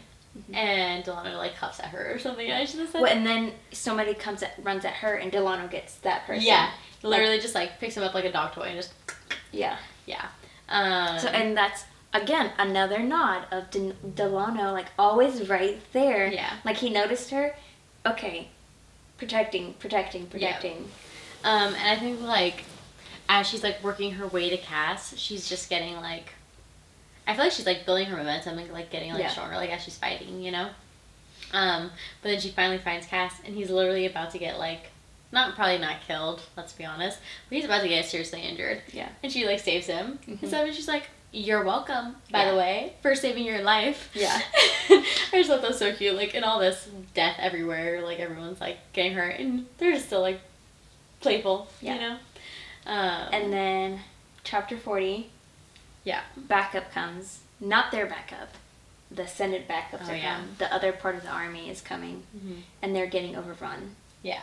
And he pulls her under the carriage. No, the catapult. Yeah, you're right. Under the catapult. Because they should shoot arrows to hit everyone. Like both their people and everyone there. Yeah. And he's like, okay, we gotta get you out. And like that like scene is crazy because like they both like think they're gonna die. Yeah. And like Cass is just trying. He's like, we need to get you to safety. Like, if something happens to me, go to the caverns. Like, you know, kind of thing. Like, and all she's thinking is, I don't know what his favorite things are. Yeah. He's never gonna know what my favorite things are. He's like, we just got married. Yeah, and like we just finally like became real. Yeah. And now we're not gonna experience those things. And like that really broke my heart. I said, oh no. And then she's like, no, we're not running. Yeah. He can tell that she's like not gonna run away. Like she's not a coward. She's Well, I she's feel like gonna she stand like there and fight. I feel like she almost was just like, okay, like we live to fight another day kind of Yeah. thing. Like they were, because like they had planned like while they were under the catapult like to run, but like together to like just get out of the like middle of the fight, you know. But I loved like him kissing her just like with no reserve, you know, just like attacking her face, you know. And he's just like, let's go kick some ass. Yeah. I said, and then like they get up and he's like, ready, let's go. Yeah. And like they are like, I feel like I saw it like when I read, I like see it in my brain like a movie, like that's how like I read, and I feel like I literally like have seen that before, like them like climbing out and then like standing back to back and having like a circle of people around them and they're just fighting montage, you know. Yes. And then she starts feeling all of their fear. And like that's so sad because all the warriors that are not ascendant, like they just witnessed these ascendants doing horrific things, I'm sure of, and like they don't want to die, but majority of them have to, again, like to get money and like or to provide for their family and stuff like that, or maybe force, who knows, and they just feel the fear, and then she like feels the fear. And she feels the fear, and she's just getting like overwhelmed because all their fears are getting projected towards her, and she starts feeling her fear, because there's so many, and she's like, no, like she looks here and her people are getting attacked, her people, and like that was when she was like, our people, like my people, and she did the only thing that she knew that could stop it at that moment, and she put her dagger to her throat, and was telling them if they do not stop, she was gonna cut her throat. And she's like, you just saw what the Ascended did. What do you think they'll do, like, if I die? You know? And, like, they all just stopped. And then Cass was like, what are you doing? Stop it. Put it down. What are you doing? And, like... And her inner monologue, like, she's, like, freaking the freak out. She's like, I have to save him. I have to save us. Like, we have to... This can't be the end. And then, like, she's getting so overwhelmed. And she's just, like... Internally, like, she doesn't know what to do. And she's, like, internally screaming and, like... And then they say later how, like, they heard her screaming, and that's how they knew where to go, what was going on, or, like, what they were running into, you know? And as soon as that happens, they just hear, like, something, like, thunderous. That's what she says. And it's all the forces, and then all of a sudden... Back up! Back up is there, and all of a sudden you see Kieran, and he just literally jumps through the sky, and, like, catches a guard by, like, the neck or something, and breaks his neck, and then, like... What did you say? Like, shakes him like a dog toy, and then drops him. And then he, like, goes over it, and like how you said, he, like, nuzzles against Poppy's hand. And I think, like, now that, like, they're officially married, and, like, Atlantea is magic, you know? Like, I think now, like, him and her bonded in a way. I know they haven't done the joining or whatever, but I think just, like, the fact of him being bonded to Cass and, like, now that they're married, there's just, like, a deeper foundation for their relationship now. And I think that's why he's almost, like, gentle with her kind of thing. And I love how they're go, like, yeah, you missed it. And he's just like, yeah, you missed a lot. But, like, I said, like, I love, like, Kieran getting to see it, like, it and everything. I thought it was such a cute little moment. Then Cass and her Poppy see that the carriage is untouched, and Cass was like, you want to, you know, go to her and get her. He, like, specifically said, like, you want to kill her? And, like, I feel like that just alone is just like, you want to kill her? Like, you like, want it? It's good. You know? And then she's like, and then he says, you gotta beat me to her. And I just love that little competitive, like, challenge. Yes, how they were doing it when the Craven attacked, and then again here is like that little, like, playfulness between the two of them. Yes, exactly. But yeah, I love, and then, like, they're, like, fighting, and she's fighting away, and then she, like, gets her first, you know? And she opens it, and she sees the Duchess, and she's like, Penelope, like, thank goodness it's you, like, we can go home. And stuff, and, like, she's, like, still trying to barter, and she's like, Jacinda. And she's just, like, so shocked, she's like, and everything that came out of the Duchess's mouth, like, Poppy just like instinctively just was like, you're a liar. You're lying to me. You know, you never protected me. You never cared about me. But then like Jacinda kind of dropped some bombs, you know? Yeah. She's like, first of all, she goes, you're married. Yeah. You married the prince. You did what she wanted. You did what she could never achieve. Yeah. And she's like, oh, if I had known that, I wouldn't even had to come here. Yeah. And like that just like opened so many doors, you know? And she's like, I don't know what Poppy says, but it's just straight up stabs her. The Duchess tells her, oh, Tawny and Ian. And then Malik. And she's like, your brother and Malik are the together. prince are together. And then Tawny, she's like an ascendant. Yeah. Or like the queen pushed up her ascension for you as a gift for you. Yada yada. And she's like, shut up. Just shut up. And I really hope that's not true.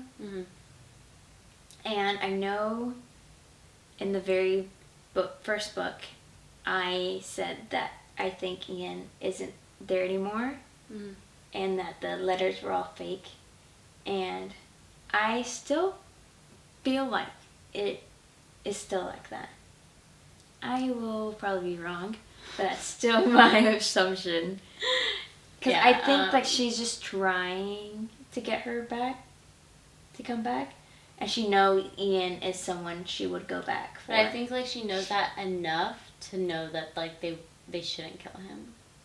You know? Yes, but again, they used people, and then when they get what they wanted, so they can just be using him for right now. Like or not even like the idea of him. Yeah, the idea of him. He doesn't even have to be really there. Yeah, but I will probably most likely be wrong, and in the next couple videos, I will probably be like, oh, I was wrong. Y'all can laugh at me now, but do not laugh at me right now, because that's just how my brain is. It's all you know right now. Like, you have, with that information you have, that's your idea. Yeah. Okay. But yeah, and then I honestly kind of thought it was kind of crazy, like, how quick she just killed her. Yeah, it was just... Especially, like, because they did have some sort of history, you know? And, like, I feel like Poppy didn't say enough. I feel like she didn't, like... You know, she blew up more on Cass than she did on. Yeah, I feel like she didn't trauma dump enough. You know, kind of thing. Like I feel like she should have been like, "Ooh, you did this. You allowed this, this, and like she like sort of did it when like she was up on the rise, but like not enough, not directly to her face when she was looking.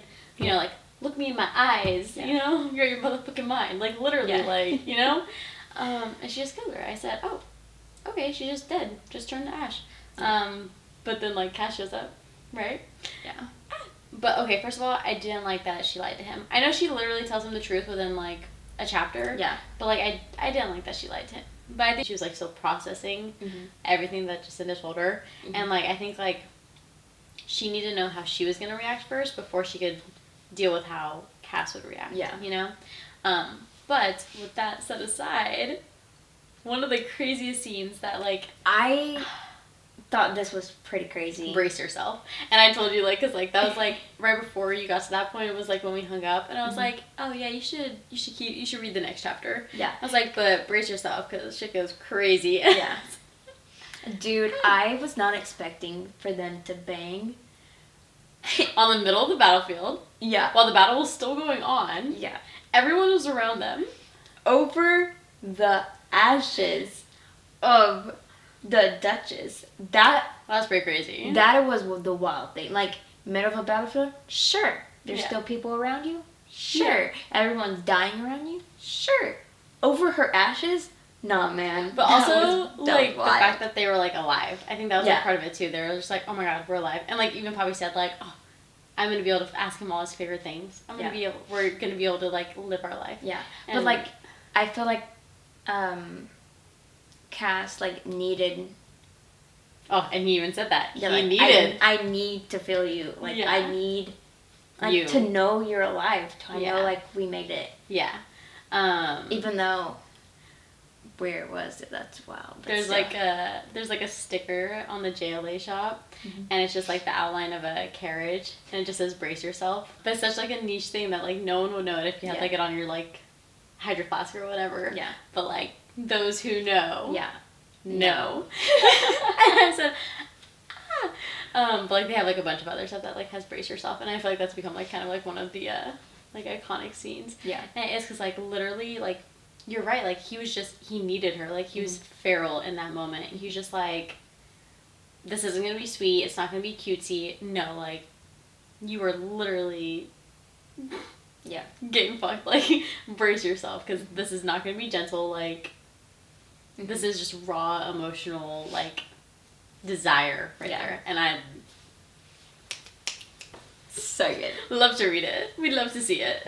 Okay, and then into chapter 41, after the battle, Cass goes with the remaining guard to go deliver the message, and so Poppy's back, and she like washes herself off briefly, like she just like gets it off her, like the blood off her face, you know. Yeah. And then she goes and starts healing people. Yeah. And I love that she does this, because like it just speaks to how like good of a person she is. Like she's got to be tired, exhausted, body aching, and yet she's still. It's been hours, like 4 hours or yeah, some along those lines. And then she's healing a wolven. Yeah. That had like his arm almost cut off. Yeah. And he's like thanking her, and she's like, you know, it's probably not even healed. Like you should go see the healer. Real. And he said, my arm was about to be cut off. Yeah. Like, you healed it. It's good. And I also love that he's like, he like sees the spiral, and he's like, is it true? Like you're married to our prince? Yeah. And she's like, yeah. I feel like that was like the first time she got to like kind of like boast about it. She's just like, the giddiness. Yeah, I was. Yeah. I am. That's me. Can't think, like she did show it obviously, but she's like, yeah, like, and he's like, I heard rumors that you were out on the battlefield the whole time with us. But yeah. And she's like, well, I started up in the rise, and then I like went down, and like I love that that's like the rumor that he heard.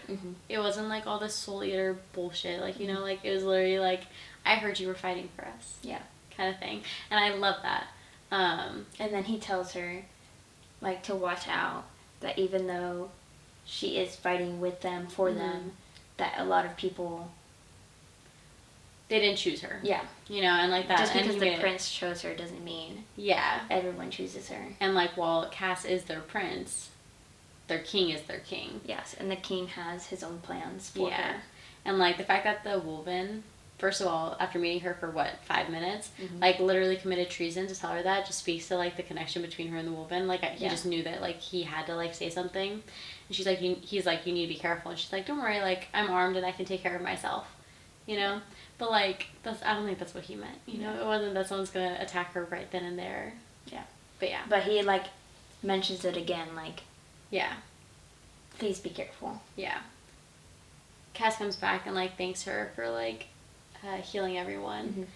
And she's like, it's the least I could do. And I feel like that's when they like talk about like it being like her people too, you know. Like find out that like Alistair didn't come back, and then that's when we find out that like they heard her calling them. The wolfen did. Yeah. Which is like insane. And they knew like how to like shift their direction and go straight to where they were. Yeah. And then they decide, like they did. They're like, oh, we're going. To Atlantia. Tomorrow. Like, let's go. Starting chapter 42. Yeah. And they made it to the mountains. What was the name of it? Skotos Mountains. Skotos Mountains. That's what it is. And it has that mist. Yeah. And she is completely terrified. Yeah, she's like, are you sure there's no Craven in here? Yeah. Yeah. And she's like so terrified to go through it. And then he tells her the story about him and Malachi going through the first time. Malik. It is Malik. I don't know why he's always Malachi to me. Anyways. And then he tells her about the story of him and Malik and Kieran going in through the first time. And Malik was playing a prank on them, saying that there was, I don't know, some type of monster. Yeah, like a giant or something, with 2 heads or something like that. Yeah. And Kieran was like, we kind of believed him. Yeah. And like we were scared. And I just thought how Cass was showing her, like, he was scared too. Like, there's nothing wrong about being scared. You just and that have was even to push before he knew about the Craven. That was his first, like, before he even encountered the mist with the Craven. Yeah.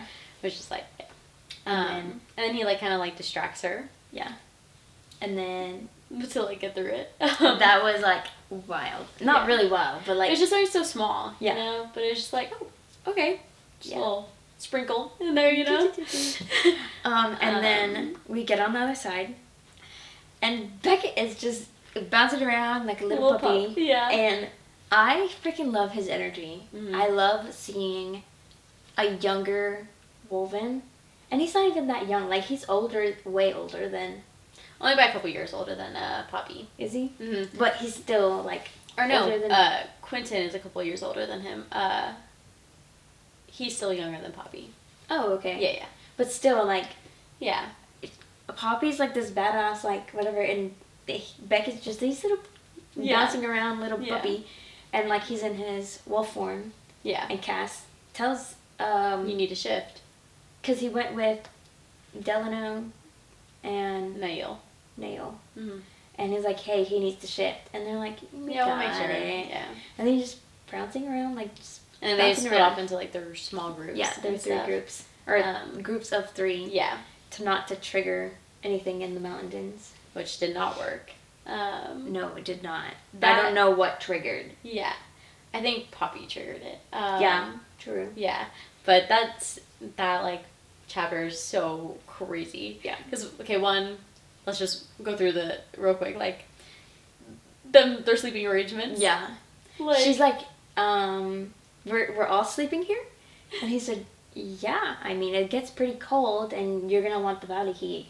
And she's like, and then she just thinks about the joining and stuff. And that's all she's thinking about. And he's like, no, we're just sleeping. Sleep is the only, or like warmth is the only thing we're offering tonight. Like, unless. And then Kieran's the one who says, but I'm open to a conversation. Yeah. And I said, okay, we get it. I'm telling you, Kieran gives me Thruple vibes. Yeah. And like, he's the one that's like the cool, calm, collected like, I definitely one. think him and Cass have had a threesome before. Oh, definitely. But like, or like, more than a threesome. Or like orgy vibes. Yeah. You know, like, for sure. Yeah. Definitely. But yeah, anyway.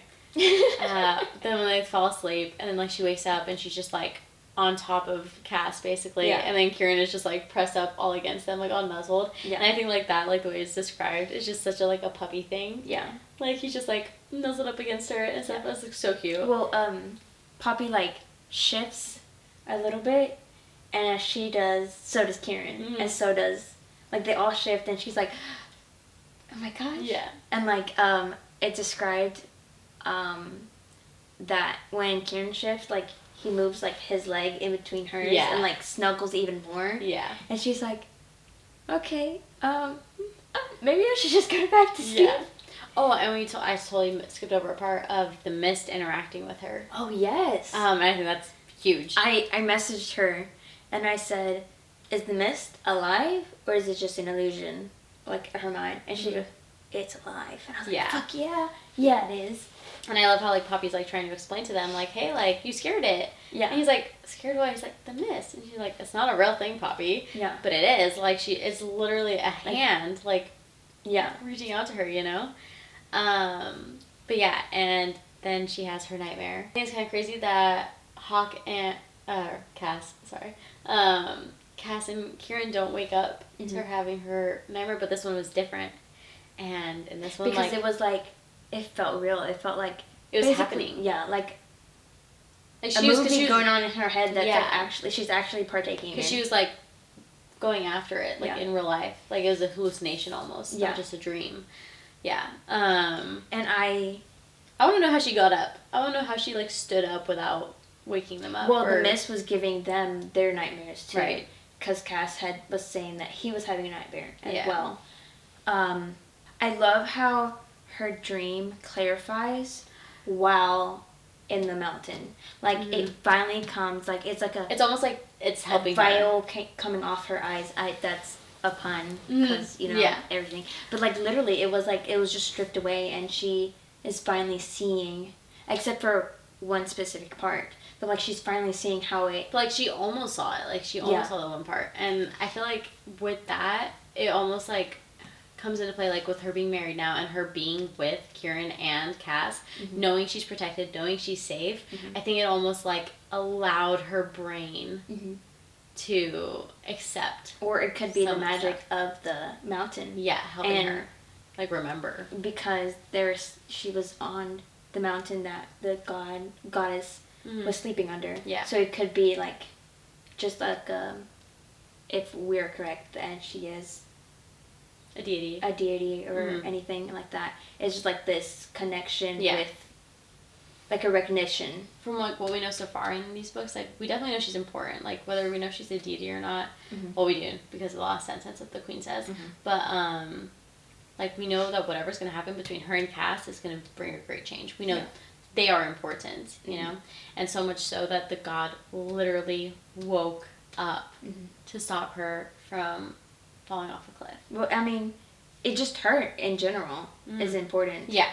But, like, the fact that the god woke up never happened before. Nyktos has showed his approval once before, like, what, over 300 years ago, at least? Because Cass is 200, so, like, let's pretend they didn't have him for 100 years or whatever. Like, so even Nyktos, who still sleeps but shows, like, approval, doesn't wake up. Well, I mean, he just showed them approval. Yeah. And then, but then Eos literally wakes up and stops her. Yeah. But yeah, and then, when she's, like, about to reach, and then, like, Cass comes and pulls her. Yeah. And he's freaking terrified. out. Yes. Yeah. And he, like, yells at her. And, like, I love that when he was, like, apologizing for yelling at her. He's like, I'm sorry, like, I didn't mean to yell at you. Like, I wasn't angry. She's like, I didn't think you were yelling at me. Yeah. And she's like, I just thought you were... He's like, what? And he's like, I just thought you were scared. He's like, I wasn't scared. I was terrified. Yeah. It's like, I thought I was going to lose you. And I was just like, oh. I love how Kieran was terrified, too. He was pretty scared, too. Yeah. And that just shows, like, another emotion from him. Because we get the, like, sarcastic, like, little cold shoulder kind of Kieran. Yeah. And never, like, I'm worried, yada, yada, yada. Yeah. But first, like, real quick, in her dream, like, or in her nightmare, she, like, almost, like, finds out. She gets clarification that there was someone else there. Yes. And she recognizes the voice. Before that attack, she sees the person behind her mother with the hood. Yeah. And it was before her attack. And like I said, like, I don't think it was a Craven. Yeah. We mentioned it in the first video. Her mom says, can we trust him? And her dad says, yeah, he's going to help us. Yeah. And, like, that was, like, the first, like, time that we got clarification that there was someone there. They know who it was. And, like, they were supposed to be helping them. Yeah. Which is why, like I said before, like, I think that person is one of the people that, like, Alistair, like, was part of the organization who helped them get out. Yeah.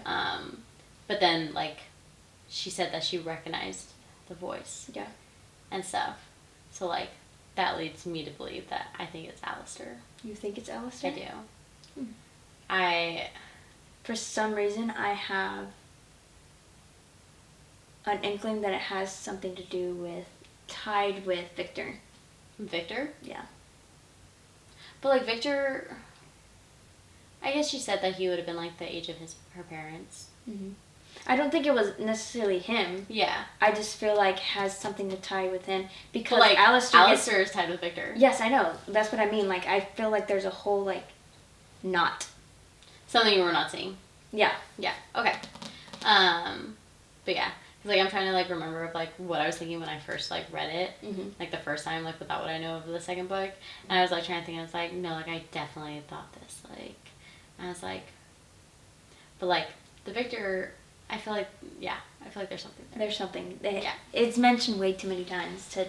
That Alistair sounds like Victor and that kind of thing. Yeah. Okay. They get through the mist and they find everyone there eventually. And they're all like, oh, did everyone have, like, okay nights? And they're like, yeah. And they're like, the mountain shook. Yeah, are we not going to talk about that? Yeah. And they're like, no, we didn't notice anything. Nothing at all. Which I love the way they did that. He's just protecting her. Yeah.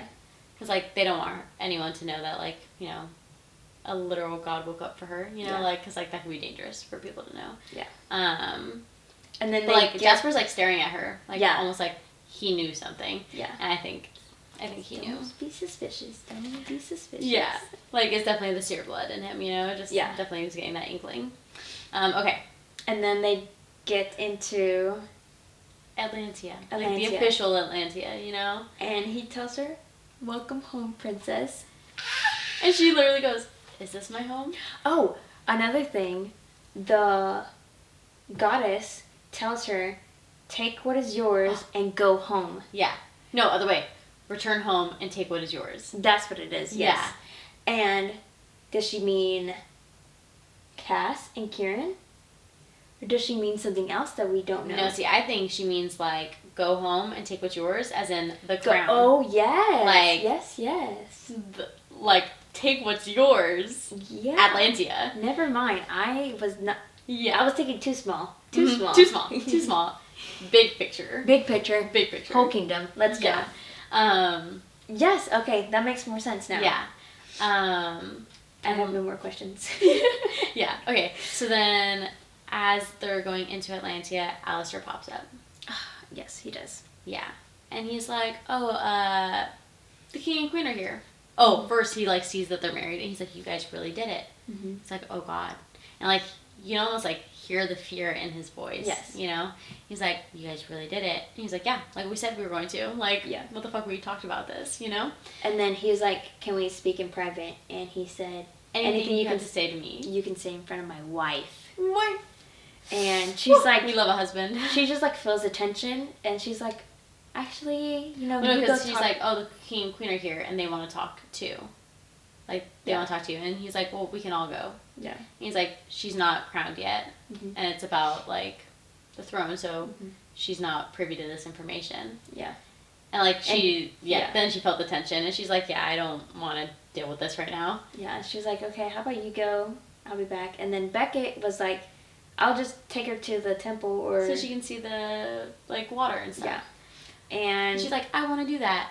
And then Cass is just like, "Then that's what you'll do." Yes. And, like, that was so, like, that's such a little thing, but I thought it was so big. Like, yeah. I want to do this, you can do what you want, kind of thing. Like, and she has freedom. She's literally free. Yeah. And then he says, "I'll come find you." Mm-hmm. And then there's the little swivel, and then, like, break in the chat, in the paragraph, or whatever, page. And she said, "I'll come find you." It's, like, the closest he's done to "I know I love you." Yeah, and she thought he was going to say "I love you." Yeah. Yeah. I thought it was insane that, like, Kieran didn't go with her, or, like, one person didn't go with her. And well, I think at that moment they think they're safe. They're safe. In Atlantia, you know? Like, no one's going to dare do... But, like, how many Atlanteans have already tried to kill her? Exactly. Like, exactly. Not one person or maybe they thought... Maybe Emil, why don't you go with them? Or, Nail, like, go... Like, or maybe they thought Beckett... Like, but he's still a kid, though. Like, yeah, exactly. But also, like, she can defend herself. So, like, I get it, but, like, also stupid. Yeah. In a place that she does not know. Yeah, she's never been. She has the disadvantage. Yeah. If someone were to come attack her. Yeah. Even though she's very highly skilled. Yeah. But, like, I think at this point, like, she's, like, not even thinking about it. Like, she's just so, like, excited to be there, and... She's in awe. Like, looking at anything, she's, like... seeing the cathedral, or not the cathedral, the, pillars. Yeah, the pillars. And she's like, "I've never seen anything like this. The closest thing is, like, the temples, and it's not even comparable." Yeah. Like, and she's just, like, so in awe. And then she literally sees the water. Has, like, giant statues of, like, all the gods. Like, yeah. Yeah. And, like, she, like, sees the water, and she's so in awe. And then, like, he's like, "Oh, thanks. I know I've said it before, but thank you for healing me." And, like, she's like, "I honestly forgot he was there." Yeah. She's like, "Yeah, your thanks are necessary," or whatever. And then, all of a sudden, like, she asks a question. And no one replies. And she realized that no one even replied to the last one, and she turns around, and she sees the Atlanteans. Yep. And I love how they're described what they're wearing. Is like white and, like, with some gold on it. Yeah. I literally was like, "Toga, toga, yeah, togas." literally. Yeah. That's literally what I thought they were wearing. They're just, she can taste the anger and the hatred and stuff, which is, like, insane, because, like, she's not trying to, and, like, we already know that she can just, like, pick it up now. Yeah. But it's not even just her picking it up, like, they are pushing it at her, you know? And then, like, they're just, like, calling her a whore, and, like, an ascended whore, and all this stuff, and and she's a soul eater and everything, and she's like, "I can't do that, like, I don't know what you know about me," and she's trying so hard to keep her cool. Yeah, and she's trying to de-escalate the situation. Like, Poppy, our Poppy is trying to de-escalate. Yeah. Like, which is huge for her, and they just keep pushing her, and she's like, "Well, here's the deal, is you guys don't know me, but if you call me a whore one more time, we're gonna have a problem. One of the Atlanteans is distracting her while another one threw a rock at her. Yeah. And then she's like, stoned. She's like, Hawke, or Victor would be so mad at me right now for letting them distract me. Like, I know better than this. Yeah. And then her realizing that they were throwing the rocks to distract her so that they could get closer to her too, because they knew, like, oh, you can't hurt us if you can't touch us or whatever. And she's like, that's not how it works. But okay. Like, she's literally saying, like, you have no knowledge of what I can do. Like you don't know me. Yeah. And they're just throwing rocks at her, which I think is so, like, archaic, you know? But then she bleeds. Yes. She bleeds, and all of a sudden she just sees, like, roots in the ground, and she's just like, what is going on? Like, she's, like, so, like, out of it and stuff. Yeah. And then it just starts, like, trickling. Yeah. And it's, like, pink. And she's like, what? She's like, that's not mine. Like, that's not my blood. Yeah. And then it just keeps coming and coming. It's just, like, imagine just raining blood. Like, that is, and like, then, one, terrifying. Yeah. But, like, but then the tree sprouts. Well, at first, the people, they're like, it's an omen from the god. They know what we have to do. Yeah, they know what we have to do, and they're like gonna. They think it's like the gods. Yeah, they think the gods are approving of what they're doing. Yeah. And then they're projecting their hate and everything so much, and she just cannot shut it off. And she's like, I'm trying to shut it off. I'm trying to shut it off. And she's like pissed too. Yeah. Like, so her emotions are high. Yeah. And then added with theirs. And they're just projecting, and she cannot contain it. And so instead, she consumes it. Yes. She just, like, it's just, like, takes it all in. And she, like, she takes their anger and their hatred and their distrust and everything. And she's just holding her. And then somebody in the group was like, your eyes. And they apologize. Glowing. Yes. And they're, oh, gods. Like, we were wrong. We're so sorry. Yeah. Please, mercy. Yeah. She's like, too late. Yeah. I said, and then next chapter, she takes all of their hatred, anger, everything, and releases it back to them. Yeah, and it's like, it's the lines, the strings that she always sees when she connects with someone. Yes. But they're visible. Yeah. Like, they're actually, like, tangible things. Yes. And you can see, like, the power coming from her to them. And literally and it's, like, literally, like, a lightning bolt. Yeah, and they're, like, their cheeks are sinking in. They're, like, it looks like life is getting sucked out of them. Yeah. But it's just their hatred. Yeah. Killing them. Yeah, literally. And she's like, it's almost like, not ironic, but, like, the fact that, like, the emotion that they were giving her is what is killing them. Yeah. Like, that's how strong it was. Yeah. And then she looks over, and there's a tree, a blood tree. Yeah. Which is insane. Where her blood had dropped. From the first rock. Yes. Which, like, answers so many questions. Yes. About, like, the blood tree in the barn. Yes, the blood tree in New Haven was literally where she had spilled that one. From, when Lord Cheney was with her. Yes. Yeah. And like, she even said, like, oh, there's a tree from right where I stood. Yes. Like, she said it in her head, but she didn't say it out loud. Because, like, if she told Cass, she's like, oh, yeah, that's where I was standing. Yeah. I was right there. Yeah. Like, that's crazy. And so, like, that's explained. And then I was also thinking the forest of the blood trees. I think it was where the deity or anything or whatever, like, they spilled their blood from the war of the two gods. Okay.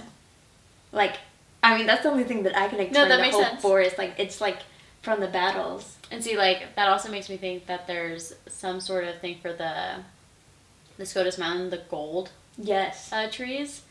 Maybe it's, like, something different, you know, like, connected to the deities or the gods, too, you know? Yeah, because she said that it's the same. They're so similar. Except for instead of blood, it's gold. Yeah. Instead of, like, it bleeding, it's, like, not. Yeah. Like, but, yeah. And then, out of nowhere. Oh, yeah. All the wolvens. She falls onto her knees. Yeah. And the, like, daggers to the side and everything. And all the wolvens are, like, walking slowly towards her in their wolf forms. And, like, she sees Kieran, she sees Delano, Jasper. And then she sees Jasper. And they're all, like, slowly walking towards her. And, like head low. Yeah. To her, it's like they're, like, in their predatory stance. Yeah. Like, they're going to attack her. She thinks that they're going to attack her. Yes. And then comes down Cass. Yeah. Running. And he comes, like, behind the statue of Niktos. Niktos. And he's like, oh, gods. Yeah. And then, was it Jasper? Or was it Kieran? It was Jasper that, like, told him to, like, stay away. That growled or whatever towards him. I'm pretty sure it was Jasper. And he, like, gets rooted. Mm-hmm. And here comes down, who she then realizes is the king and queen. Yeah. And, like, at this point, like, Poppy, I feel like she's just, like, exerted herself. Yeah. Like, so she's just, like, almost, like, not present completely. Yeah. Like, she doesn't know what's going on, what's happening, what just happened, or anything, you know? Yeah.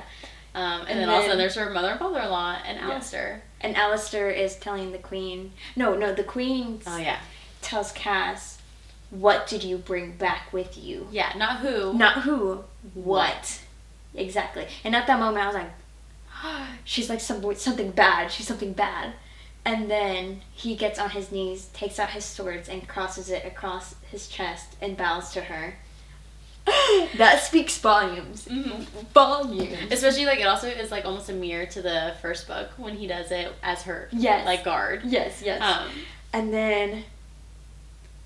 freaking... And Alistair was like... It's not too late. It's not too late. It's okay. He says something else. I need that quoted. I need it quoted. It's not too late. It's not Eloana. Yeah. And she just goes, like, yes. Yes.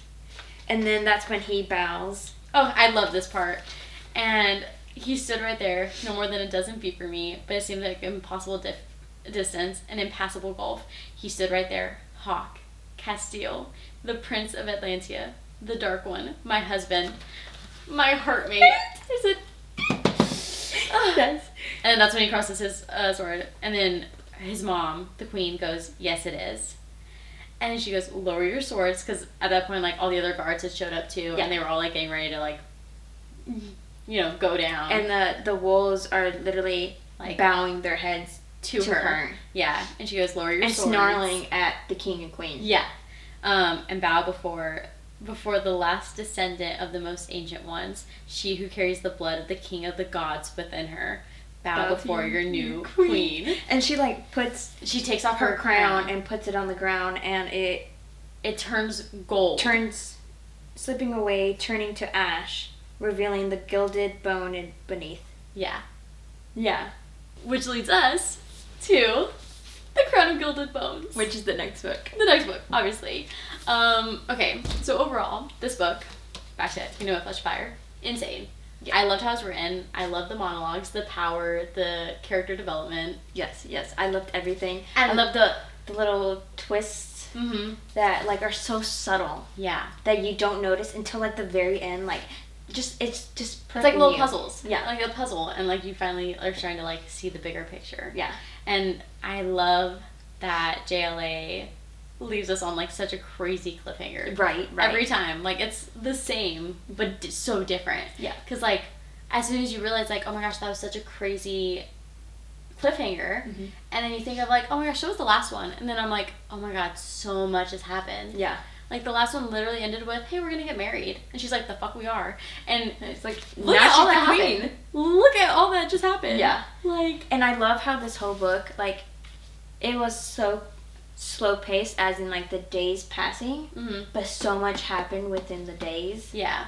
That, like, the book itself didn't feel like it took too long. It wasn't lagging. Yeah. Or dragging its feet. Yeah. I was very entertained. I was hooked throughout the whole book. And I love that it almost, like, hits, like, different tropes too. Like, the first book was, like, friends to lovers, you know, and then from, like, it was, like, friends to lovers, then lovers to enemies, you know, and then it was, like, forced proximity, like, when they were just friends, and, like, you know, like, forbidden love. And then it goes into this book, and it's, you know, enemies to lovers, like, fake dating, like, fake marriage, and then it just, like, became real, and it's, like, you know, like, lovers to lovers, you know, lovers to heartmates. Yeah. I freaking loved it. I cannot wait to read the next one. I know, we waited like, it's been like 2 days now. Yeah. And so like we need to get into it because I've read the next one, and this is the last one of the series that I've read, and I don't remember enough of what happens next. To be prepared for myself. Yeah, I keep being tempted by my Kindle, and because I have it on my Kindle because my physical book hasn't came in, and I keep getting tempted. I see my Kindle and I'm like, oh, just a little sneak peek. I'm like, no. I told her, I was like, as soon as you pick up the book, because it does continue right off from this page. The last sentence of this book is the first sentence of that one, just like how the last two were. Yeah. I was like, as soon as you start reading it, your opinion's going to change, and so like it's going to affect this video, so we couldn't. Yeah. We couldn't. We had to wait. So this book reaction, these 2 videos have been literally mine, specifically, like, thought process with only reading the first 2 books. Yeah. And then after the next book that we cover, then it's going to be both of ours. Yeah. Initial, like, reactions to what we've already so far have read together. And not what we... Not anything that we might have already known. Yes. Yeah. So, I'm very excited about the next videos. Me too. But for now, thanks for joining us. All for the Kingdom of Flesh and Fire. Yep. Thanks for joining us. Yes. And we'll see you next week. Yes. If you want to follow our socials to keep up with us and what we're reading and be more entertained with us, follow us on TikTok and Instagram. Yeah. If you are watching on YouTube, like and subscribe so you can get the post notifications, obviously. Yeah. And if you are listening on podcasts, please give us a 5-star review to boost our ratings. Yeah, and interact with us, add comments, like, we want to know what you think, and... You can even troll us, I don't even care. Yeah, whatever. Interact with us. Yeah. We want to comment, we want to talk to the community. Yeah. Even if you haven't read this series, or if you have and you want to talk about other books, we've read a lot of other books. Yeah. So just talk to us. Yeah. Okay. So... That's all for this video. Thanks for watching. Thanks for watching. See you next week. Bye. Bye. STUVWXYNZ. Now we know our ABCs. Next time, won't you sing with me? Welcome to, fuck, what are we called? We're gonna have to redo that. Yeah, let's cut.